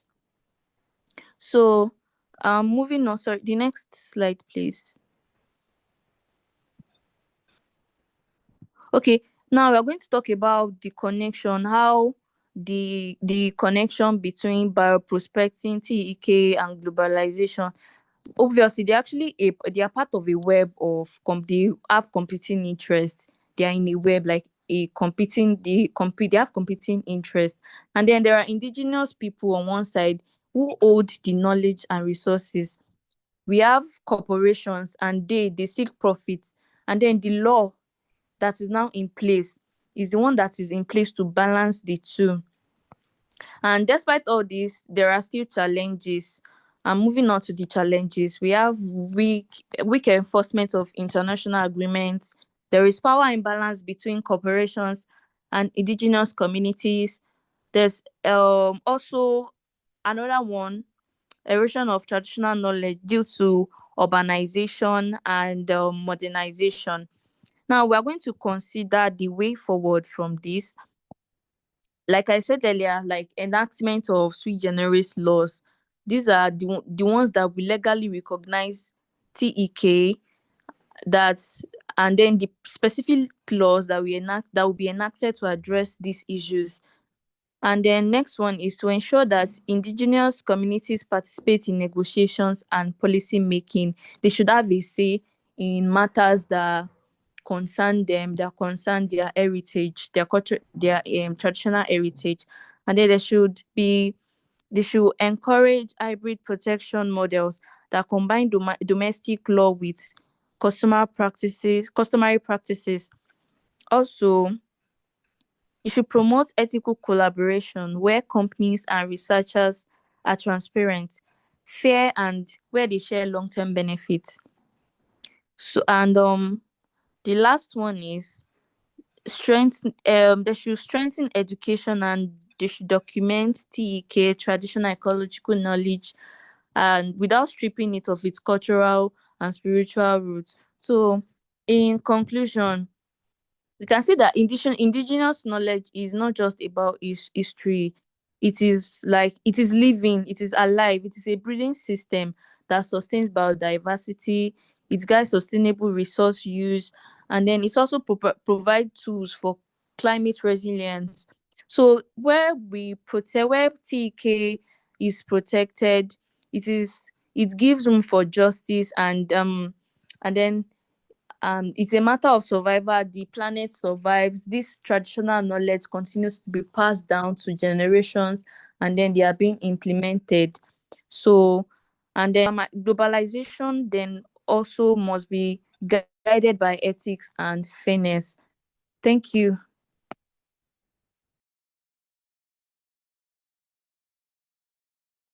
All right. Thank you, Omotolani, for your wonderful presentation. It was very detailed and clear and very clear. So well done to you and to your team members for putting it, and to Group 2 for putting it together. I don't know if Group 1 is still available. Can we still take Group 1's presentation? Is the presenter for Group 1, or is there anyone from Group 1 who is able to make presentation on behalf of the group available? Yeah, good evening, sir. I'll take the presentation on behalf of Group 1. All right. So, all right. All right, that's fine. So would you need help with slides? Yes, please, sir. Just go ahead and start while I work on it. All right, Sorry. sir. Good evening, everyone. So I'll be taking the presentation for Group 1. I'm Aladi Baraka. We'll be talking on geographical indication, traditional knowledge, and traditional knowledge and traditional cultural expressions. I'll start with geographical indications. Geographical indication is a form of intellectual property rights which protects the product that is tied to a particular origin. It has to do with the qualities, the reputation, or the characteristics that is linked to that origin. For instance, the Adire tie and dye, which is linked in Ogun State. Then we have the Jebu Gari. Then some of the importance of the geographical indication includes encouragement of economic growth. It builds consumer trust and preserves its tradition, the tradition of that particular geographical area. Some of the socio-economic effects of geographical indication includes income generation. Geographical indication products, they attract premium pricing due to their authenticity. Basically, the producers of those geographical indication products, they have higher incomes compared to the generic substitutes. Some examples of this are Ijebu as mentioned earlier, or Fada rice. Then we have the creation of employment opportunity. It provides employment opportunities directly and indirectly. Directly could be is through farming, it's processing, production, then indirectly through packaging, transport. Then there is rural development and tourism. Geographical indication aids improved infrastructure like roads, and it also brings about tourism.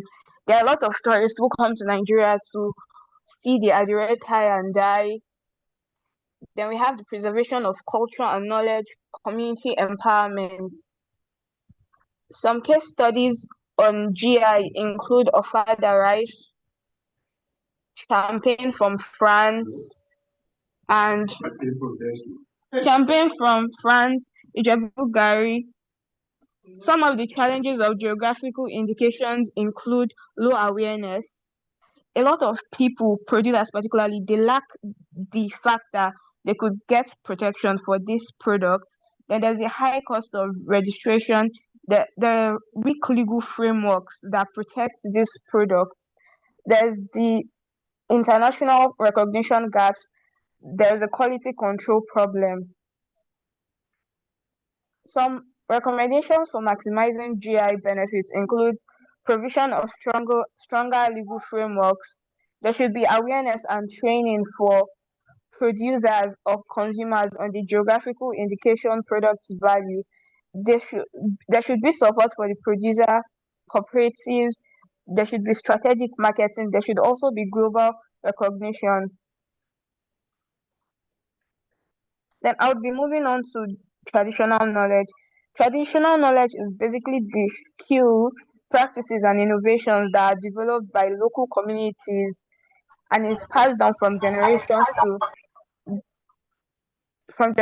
to generations. It is basically linked to the cultural identity, environment, and way of life of that particular community. The scope of traditional knowledge ranges from medicine, agriculture, arts and culture.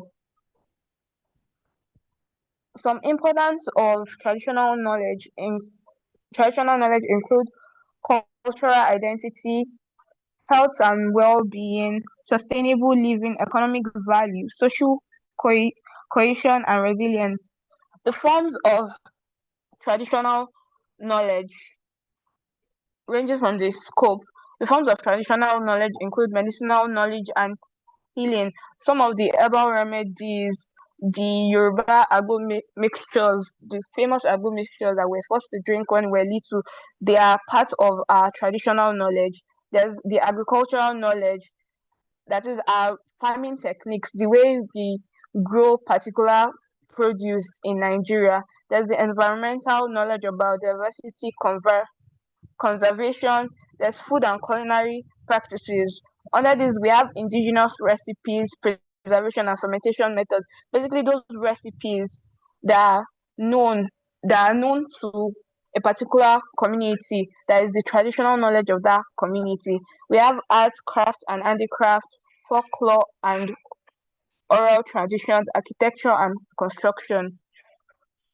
The legal framework for traditional knowledge, ranging from the international one level, includes the Nagoya Protocol 2010, the TRIPS, World Intellectual Property Organization IGC, UNESCO conventions, intangible heritage. Then we have the legal framework at the regional level, which is the AU, the African Union Model Law, the Andean Community Decisions, South America.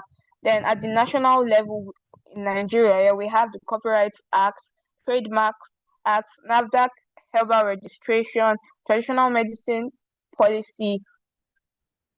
Some of the challenges that are present in safeguarding traditional knowledge is the loss of indigenous languages. Traditional knowledge is tied to language, and it is disappearing due to the lack of upkeep in our language. We don't Lately now you'd see a lot of people not really understanding their indigenous languages, and traditional knowledge is tied to those indigenous language. Then there's the lack of documentation.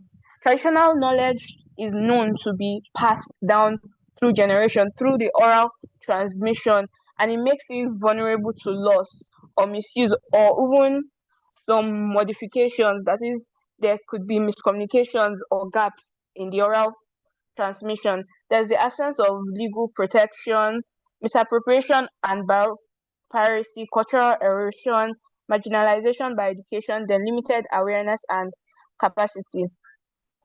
Some of the measures to safeguard traditional knowledge include documentation and databases. That is, traditional knowledge should be documented. We are at a time now where we can write, and write from when it could, but it was still passed down orally. So documentation is a way to safeguard it. Then there should be sui generis laws, laws that are tailored to the protection of traditional knowledge and GIs. Then there's community empowerment. There should be benefit sharing agreements, education and awareness. There should also be promotion of cultural heritage transfer. I'll be moving on to cultural appropriation and traditional cultural expressions. Traditional cultural expressions, they are also called expressions of folklore. These are folklores. These are forms in which traditional culture they are expressed in, or ways in which they are being transmitted.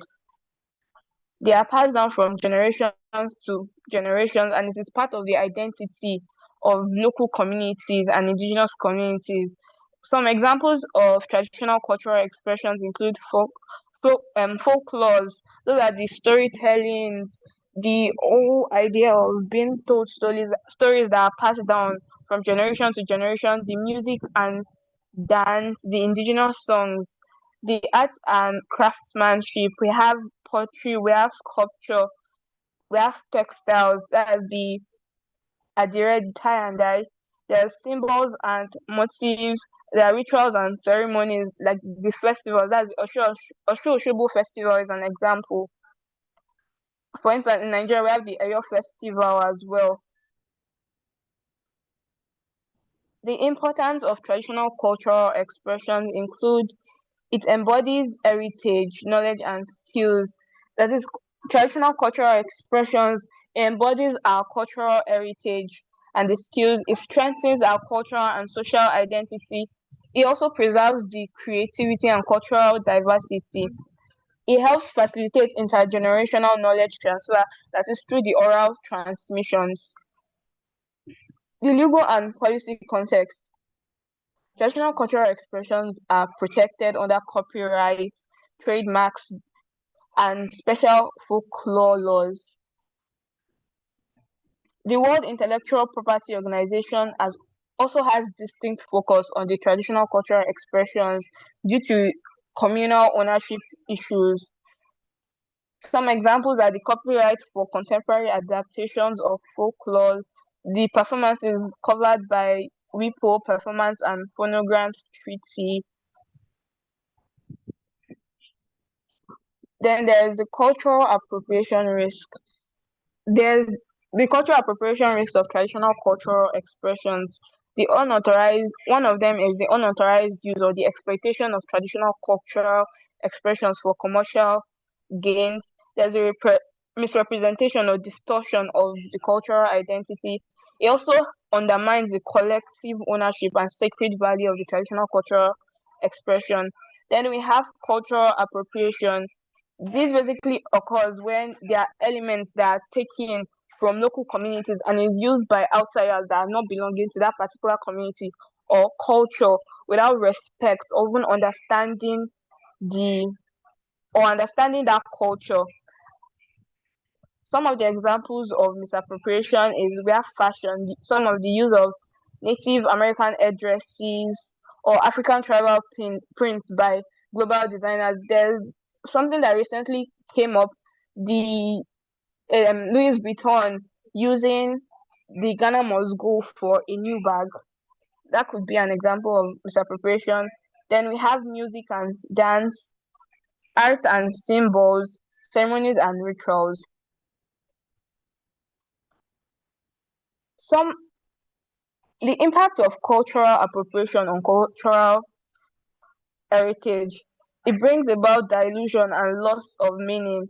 Basically, where people who don't understand the meaning or respect the culture are appropriating that culture, it dilutes that culture and brings about a loss of meaning. Then we have commodification and misrepresentation. Certain practices or symbols, they are commercialized and they are stripped of their original purposes. They are stripped of the whole idea behind it. Then there's also the erasure of narratives. Then there's the impact on cultural identity as well. It reinforces stereotypes. Then there's the devaluation of culture. It devalues our culture. It disconnects and brings about a loss of belonging. Then there's the exclusion from control. It excludes the communities from deciding how their culture is used, respected, or interpreted. Culture is basically tied to identity, belonging, and resilience. So appropriation is like a direct attack on a culture's identity, and it implies value only when adapted by dominant cultures. Thank you.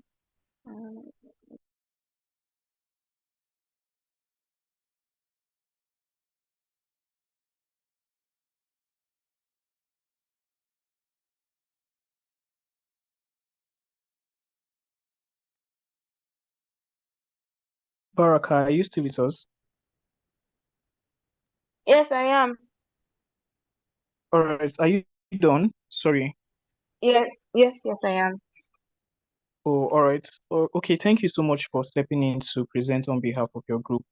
My sincere apologies that I could not bring up your slides. I was dealing with quite a lot of technical issues over from my end, so sorry, that was the reason why it wasn't coming up. So thank you. We have had presentation from Group 1 and Group 2. We sincerely apologize for the timing and the way it has been so far, but we will do well to take feedback from the mentors, and then after feedbacks, we would take questions and then call it a day. Seeing that we're easily fast spent on time. So Mr. Marx, if you're with us, Mr. Marx, are you with us, sir?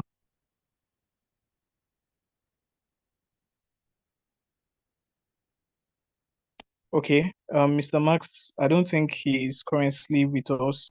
Can we have feedback from Mr. Sansa? Okay, so thank you very much, Dennis. First of all, I want to commend the second group that presented first for the detailed perspective they shared with us from the BIOS perspective, TKE, and then globalization, protecting indigenous resources and heritage. It's not full topic that they gave you people, so I won't blame the presenter for somehow struggling to even pronounce some of the words, because it's something that you have to get used to. But I truly enjoy their presentation, which I believe that has to do a lot of work. They made a lot of effort in, first of all, starting with giving us introduction, the perspective of saying indigenous people steward has 80% of the global biodiversity has to do with indigenous people, which of course, as I said in my own presentation, we are all from a village and urbanization is catching up with us. And we have to be consciously aware of this in order to protect our traditional knowledge, be it ecological knowledge or traditional knowledge that is handed down to us because of the uniqueness of urbanization that has also have to do with climate change. And I'm happy that they brought this up to the full, seeing how globalization is affecting this right of indigenous people. We are all indigenous people, and and consciously being aware of this and presenting this was insightful, and as well as seeing how this affects our plants and what we do in terms of our environment. But the other aspect I just believe that they did not speak well of, that is group 2, is that aspect of how do we as Africans still keep our tradition, but at the same time evolve with the trend that is unfolding. Because as climate change is unfolding, we can't help it, but we can as well put this in place that will see that we maintain our culture. This aspect of traditional knowledge, it cannot continue to be handed down to us. As both group brought to the fore, that some of us can't even speak our indigenous language anymore. So, but how do people learn from it? And when I was making reference to my presentation, I said, do we have a university that sees that they accommodate our reality? So, for example, I made reference to Oxford Dictionary. I made reference to Cambridge Dictionary. Do you have dictionary that speaks to Yoruba Dictionary that still keeps our tradition, but it is from the intellectual angle, say a University of Ibadan or University of Nsukka or Abanibele University or Nkrumah University of Ghana, that still keeps our traditional knowledge, but put it in the context of intellectuals, saying you cannot take this, but document it and put a lot of resources into investing into it and stuff. But we don't still have it. If it's there, they are not visible. If they are there, they are not being funded well, because it's all about funding. Do we have an endowment fund to keep our traditional knowledge or genetic resources? So these are the aspects that I feel they should also infuse into this, into our conversation. But group 2 also talk about the ethical and the legal concern about the custodian and ignoring the lead to biopiracy, which of course is what WIPO is trying to address, and the clash between communal knowledge and individual plan patent system. Yeah, I learned a lot, and I feel this effort, I don't want to bore because we've gone past the time. Maybe Mr. Moderator, Dennis, and I don't know, the secretary, let's also consciously call the attention of mentors to be time conscious. I don't know how we put timer to start engaging us when we speak sometimes. So I wouldn't want to comment a lot and also be held liable, also fall into that trap of mentors dragging the time and then not allowing mentees to really interface, because this is, we should be speaking 15 minutes, and I think I also go above that, but so I don't want to go into that. But group 1 that presented second, well, you gave us the definition. I don't know what happened where the person that was to present did not present, but above all, if this work is done collectively, I believe something about spark understanding among you all, and just keep it up. Knowledge is about continuous learning, continuous improvement, but overall, the team has given us something that we can go back and study and, and realign our thought on how we can make IP, especially when it comes to traditional knowledge, genetic resources, and geographic education, impact us in a way where it transforms life and make life better. Thank you very much. And some of the things that limitations we have within this means of express technology today, we'll see it addressing it going forward. Thank you very much. And it's nice to be here and learning from you all. Thank you. All right. Thank you so much, Mr. Sand, for your comments. We do appreciate them, right? And we hope that the mentees are taking due note of it. So please, can we have Ms. Jiipcc, if you're still with us, we just quickly want to take your comments, and then we'll take questions. Ma, if you're still with us, we want to take your comments, Ma.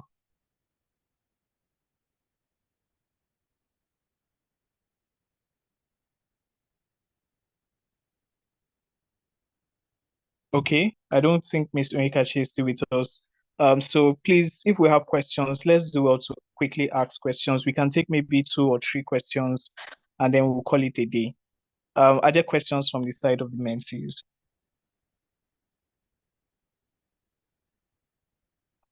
Do we have questions? Do we have questions? I think this is an interesting topic to have a question on, right? So please, let's ask questions.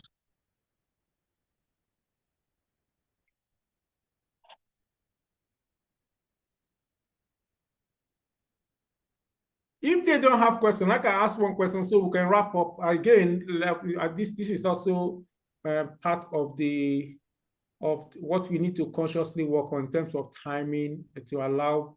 Okay, John Ade Labu, I think he has a question. Yeah, John, please go ahead and ask your question. Okay, I think. Good evening, everybody, and good evening.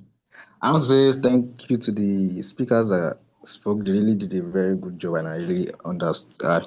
Did a very good job in explaining everything, and I really appreciate. So I have more than 3 questions. So let me just ask the first one first.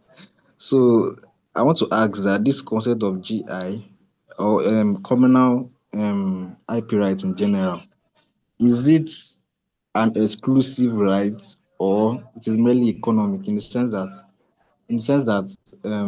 if probably a multinational company now comes to maybe Ekiti or their palm wine, it's called that there's a palm wine or a palm oil that they want to like refine it or make it better, do you get? And they try to like maybe take permission from Ekiti, the community, right? Can the community say no? We don't want you to use this, or that right is the right of GI or whatever is only applicable when they want to like share profit. It is not exclusive. They cannot say no, don't use it. I don't know if you get my question. Is it like exclusive? Do you have the right to say no or prevent anybody from using it, or this GI is just for like economic area of profit sharing and all? Okay. So if I may jump in now because of time to respond to John Adelabu's question.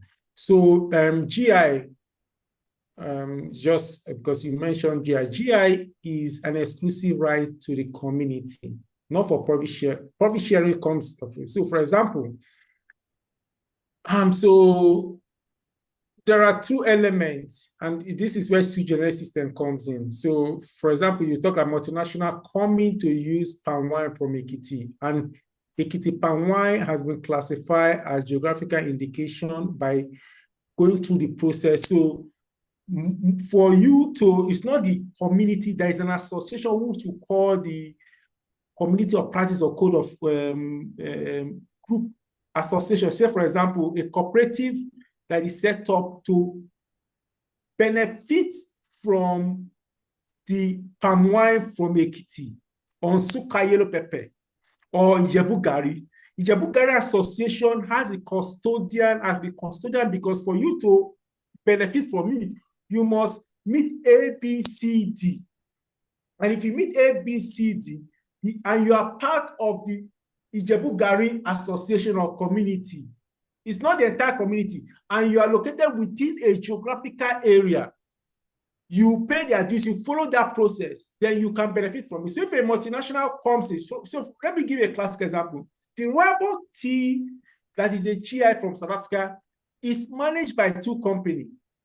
But the company has maybe about 5,000 smallholder farmers that farm, because rubber tea grows in a white, but now they say farming it. They have a process they must farm and supply it to the company. The company to sell globally. So if Ekiti palm wine want to sell global, so the two company can come in, have a lot of cooperative that is under one umbrella, but they must all meet this standard and then give it to the multinational, which of course they've already agreed on the buying and selling formula, allowing that the quality assurance, the terms and conditions are held to. Then the multinational then sells it and return back the benefit to the community. So it's like, how am I going to put it? Like a a PLC, a public liability company, is owned by a group of people. So every end of the year, there is a board of director or AGM that is held. So the board, the management board comes to give an account to the shareholders. And the shareholders then say, okay, you have done well. But in terms of GI now, for you to say there's a book everybody must adhere to. And every year, every time, you must stick to that book. If it doesn't fall within that book that you have specific or code of conduct, it doesn't qualify as GI. I don't know if I get it. So for every product that goes out now, the company will say this is the seal that it will go with. And when it goes with that NG seal that approved that it's a GI product, they sell. It does not exclude anybody from benefit from it, but that company must be located in that geographical area. I don't know if I answered your question. The multinational company must locate in that geographical area and be part of the association that will benefit from that group. It does not mean that if you must be an indigene of Ijebu community or Ekiti community, but you must be part of an association. Even when you are from that indigene, you're not part of that community of association, you might not benefit from it because the standard must be adhered to.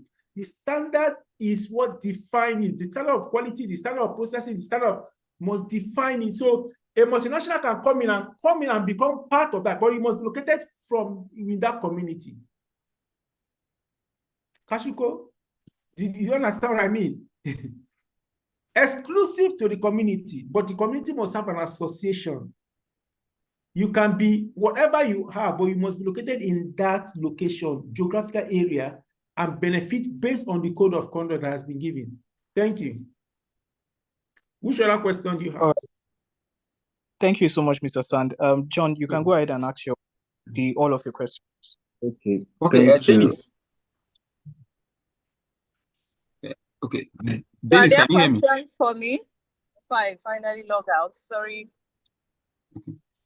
Okay, there are questions that are coming in, Ma. I will give you the opportunity to respond to them. Okay, Dennis, sorry, I wanted to add something to the last question. Okay, go ahead, sir. Okay, thanks. Yeah, so to John Adilabu's question, so that question, and thanks to Mr. Sand, who has given a good answer on the GI side. So I want to just talk about that from the TK and the genetic resource part of it. Now, under the Convention on Biodiversity and the Nagoya Protocol, the basic principles under which that protocol works is that before a third party, like a foreign company, can access genetic resources in an indigenous community, the first principle is that there must be prior informed consent. That is PIC. So what prior informed consent means is that the researcher or whoever is trying to commercialize that genetic resource must give them a clear understanding of what he's trying to do, the possible economic benefits, and all. So after the prior informed consent, the next principle is that there must be mutually agreed arrangements for how that access would happen. So it is at that level that the benefit sharing agreement comes into place. So sometimes the benefit sharing could even be non-commercial. It won't even necessarily be money. It mustn't be that the community is asking for money from the commercialization. Sometimes it could be that the community, for instance, wants to be sure that their genetic resource is not going to be used for something that is contrary to their own standards of morality. So a community can say, look, if you are taking our genetic resources and you are planning to use them, for instance, in products that would harm children or harm animals or harm the environment, then we will not give you consent. So the direct answer to the question is that the community can actually refuse. They have the right to refuse access to their genetic resource. So it's not mandatory, and it's not only about benefit sharing. And even at the level of benefit sharing, it's not always about money per se. When they say benefit sharing, sometimes about recognition of the community.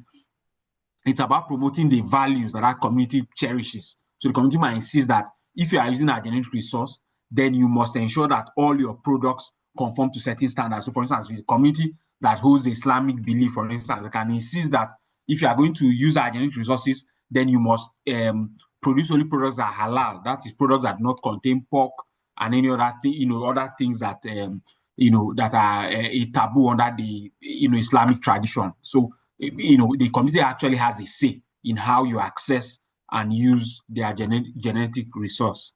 Okay, I wanted to just add that part from the genetic. Thank you so much, Mr. Sand. Mr. Mark, sorry. Can we have your last 2 questions, John, quickly, so that we can just wrap up? Okay, thank you, sir. So, okay, the last question I will ask is that is it practical, is it really possible to avoid infringement issues when it comes to communal IP, especially when it comes to counterfeiting and mislabeling? Like in Nigeria now, let's just say in Nigeria, there are many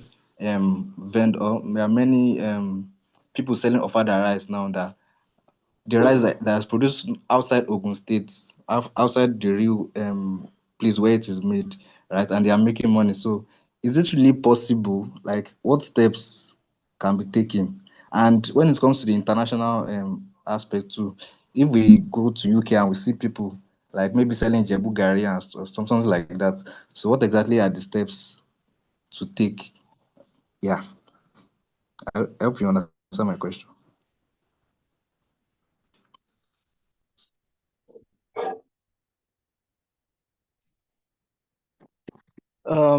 Sorry, which of the mentors would want to address that question? Mr. Mas, can you kindly address that question if you can, sir? Okay, yeah. So I can I can take that question. So it's actually a very good question. Now, this question actually raises one other hot topic in the GI space. Now, there's a general principle, just for me to go back a little before I come back to the question. There's a general principle in IP called exhaustion of rights. Now, you need to understand, of course, that when it comes to the to IP law, the IP right is different from the ownership of the underlying material. So the classical case that illustrates that is a simple case. A man wrote a love letter to a lady, and after a while, both of them died. The lady's children now published that love letter, and the man's children sued the lady's children and said, no, we own the copyright to that letter. So the question before the court was now, but the letter was given to the lady and the letter belongs to the lady. So you can see that the letter, the physical medium, that letter belongs to her. But the right to control publication of what is written in that letter, which is what copyright is, belongs to the owner of the copyright, which is the man and his children. So the children were able to get an injunction to restrain the woman's children from publishing the letter. So while the letter, the physical material belongs to the woman who now became the owner. For instance, if you buy an artwork done by an artist, you own the artwork. You control the right of where to place that artwork. But what you cannot do is to now reproduce that artwork or make a calendar from it and start selling. Because at that point now, you are now exploiting the copyright in that work. So bringing that principle back now to what we call exhaustion of remedies. Exhaustion of remedies means that if I buy a work that has an IP, the moment that has been sold, the resulting material that work is embedded in becomes my own. I can choose what to do with it. So that's why, for instance, people who sell used books, for instance, cannot be held liable for copyright infringement because they are selling, because they already bought the book, and when they bought the book, the copyright in that book has been exhausted. So far as that copy of the book is concerned, they can resell the copy of that book without incurring any claim of infringement. So bringing that principle to your question now, in the GI space, that question has actually arisen.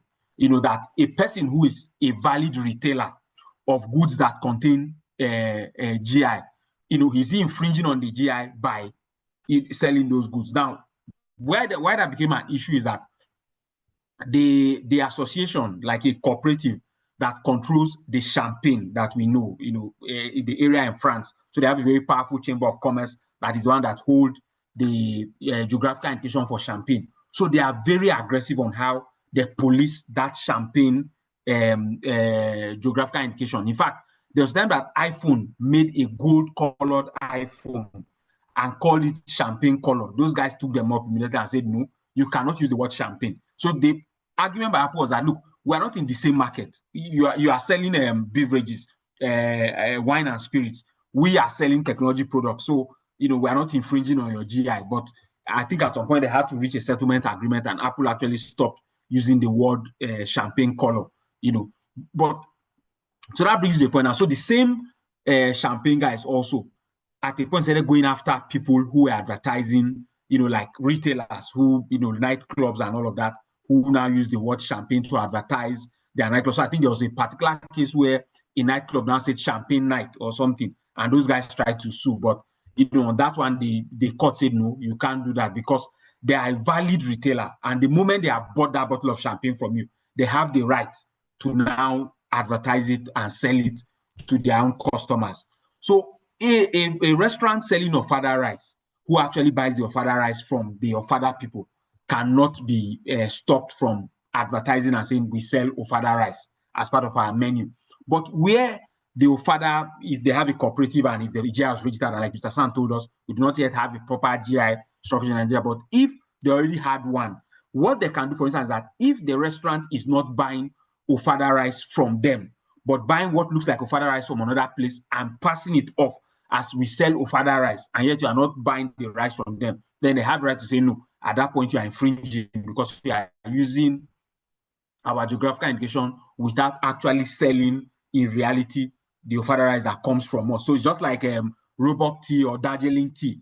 If I'm selling another brand of tea and I go and brand it and say original Darjeeling tea, and whereas what I'm selling is not, then Darjeeling would have a right to come after me. But if I genuinely buy Darjeeling tea and I'm advertising that we sell Darjeeling tea, then they do not have the right, because having bought that tea from them, the same principle of exhaustion of right has caught up with them. And when I'm reselling it, so provided I'm not reproducing or misappropriating their brand in any way, then they do not have a right to stop it. But like I said, it's still an interesting question because many countries that even have the GI law never really provided clearly for this issue of, because another area where the thing becomes a problem is what we call gray market goods or parallel import, where I go. So for instance, the maker of Darjeeling tea in India already has an exclusive distributor in Nigeria who imports Darjeeling tea to Nigeria and sells.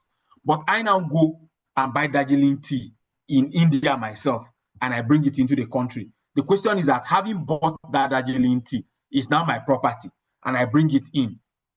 You cannot stop me from bringing it in, since it's not illegal. And once I bring it in, I have the right to now advertise and sell it because I'm not reproducing, I'm simply selling the original I bought. So it's also an issue.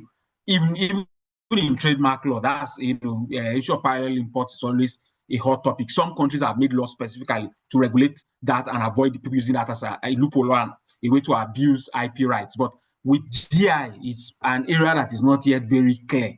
Most countries that even have GI laws have not clearly provided for that secondary market, an exhaustion of a GI rights in products. So it's an issue that is still evolving, over time. So thank you, John, for that very good question. All right, thank you so much, Mr. Marks, for helping us with it. John, if you still have your last question, we'll just quickly take it and then just one more thing. Let me just intervene in add to what Marks have said.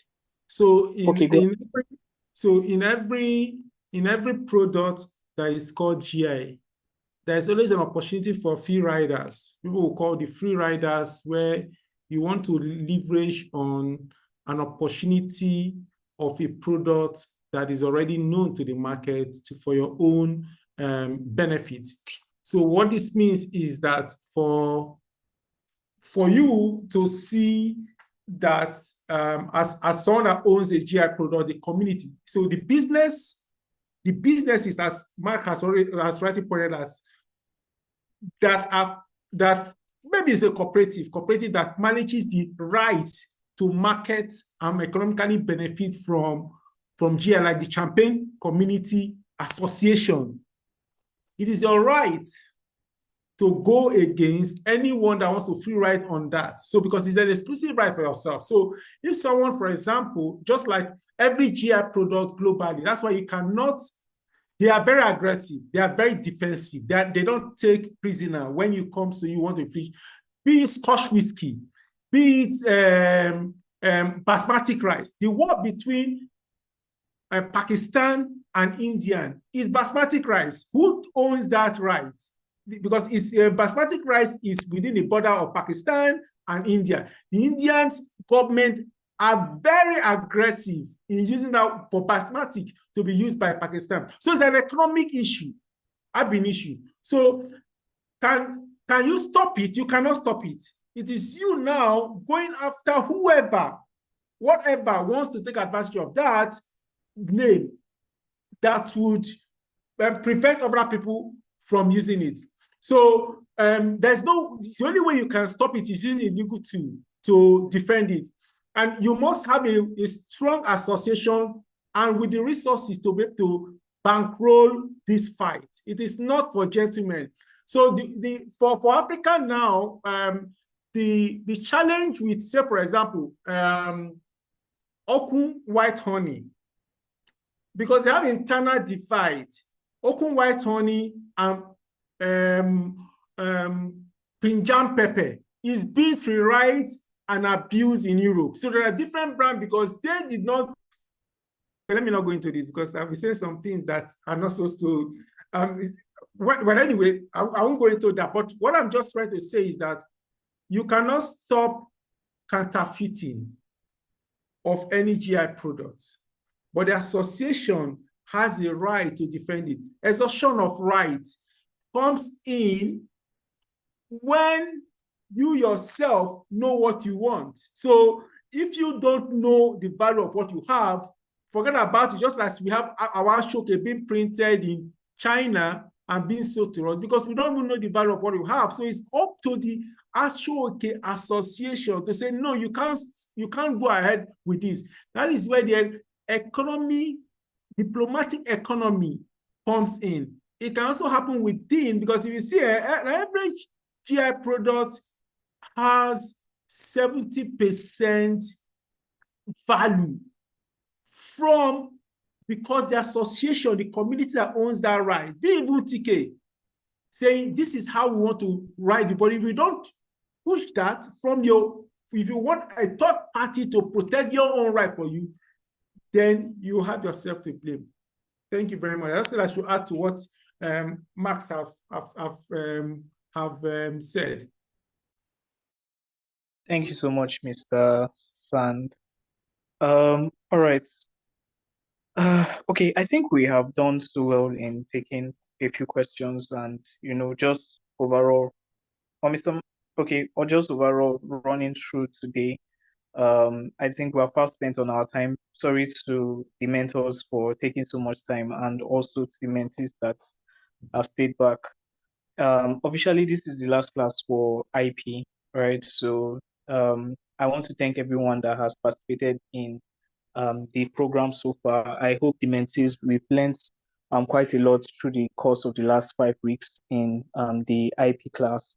I hope that this knowledge is going to be applicable for you and you can use it to then improve yourself, make better your career, and also get to share with others. So please do not forget to share what you have learned on your different social media platforms, right? Do also tag our mentors, right? And then don't forget to fill in your attendance as for those that were in class today. A big thank you to, Mr. Max, you want to say something? Yes, so thanks so much, Dennis. So there's just one information I wanted to share, before we wrap up on the issue of GI. There was a research I did maybe like 2 years ago, and as at that time, from publicly available information that I was able to access, Nigeria's income from crude oil, that was for the year 2022 or 2023, I'm not too sure now, came in at somewhere around 4.5 to 5 billion US dollars for that financial year. In that same financial year, Champagne as a brand, their global income that Champagne as a brand sold was about $6 billion.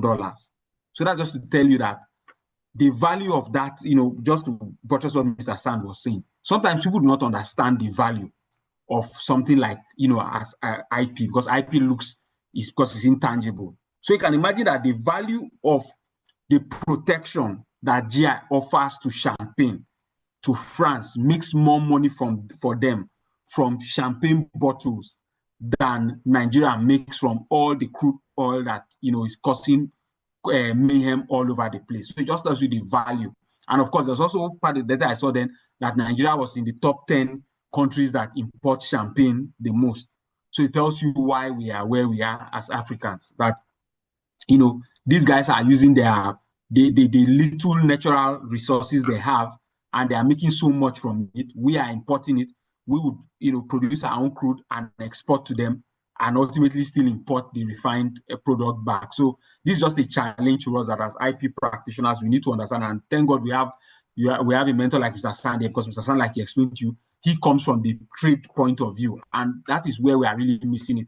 Sometimes even when we do IP in this part of the world, we do not connect it really to that international level of trade and how IP facilitates trade and how, at that level. And that's why, for instance, another example I want to give is that the negotiation of these international treaties, like the TRIPS agreement, is really about countries protecting their interests. So if you go and read the TRIPS agreement, you will notice that while other GIs are not mentioned specifically, but there's a special protection for wines and spirit in the TRIPS agreement. And that was really France, because for them, they were protecting their key area. One of the key areas that we need to protect as Africans would be things like traditional knowledge. Unfortunately, even in Africa, we do not all have a law. So the Aripo guys, for instance, have, I think, the Smakmopond protocol on traditional knowledge. But unfortunately, other Africans who are there were just playing around. When the movie Frozen was made, producers of that movie had to pay a lot of money to the countries in the, I think it was Norway, those Scandinavian countries, because they used their tradition. But when Lion King was made, Africans made no money from it. So these are some of the things that as IP professionals, as you go into the market, that must play at the back of your mind. Some of us are practitioners. We are not so much on the part of advocacy, but we need people to join people like Mr. Sand in the advocacy work. There's so much we are losing. Because when we go to these international places to negotiate these agreements, we are not putting the things that should be in the front burner. But other countries are putting what is their own issues in the front burner. We are not doing ours. And because of that, we are losing so much value. I mean, there was a very embarrassing case where a Japanese chocolate maker decided to name their chocolate Ghana and even trademarked it in Japan with objection even from Ghana. They still went ahead and got that trademark.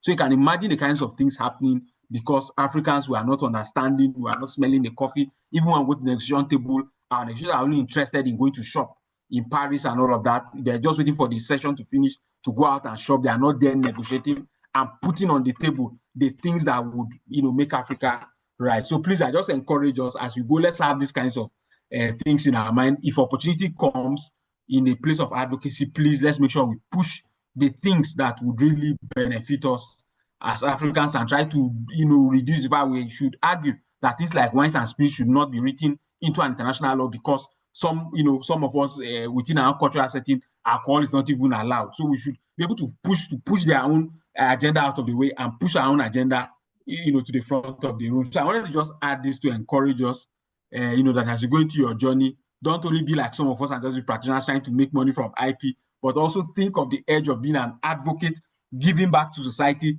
helping Africa to rise, in the area of IP. So thank you so much. That's just my last words. Thank you.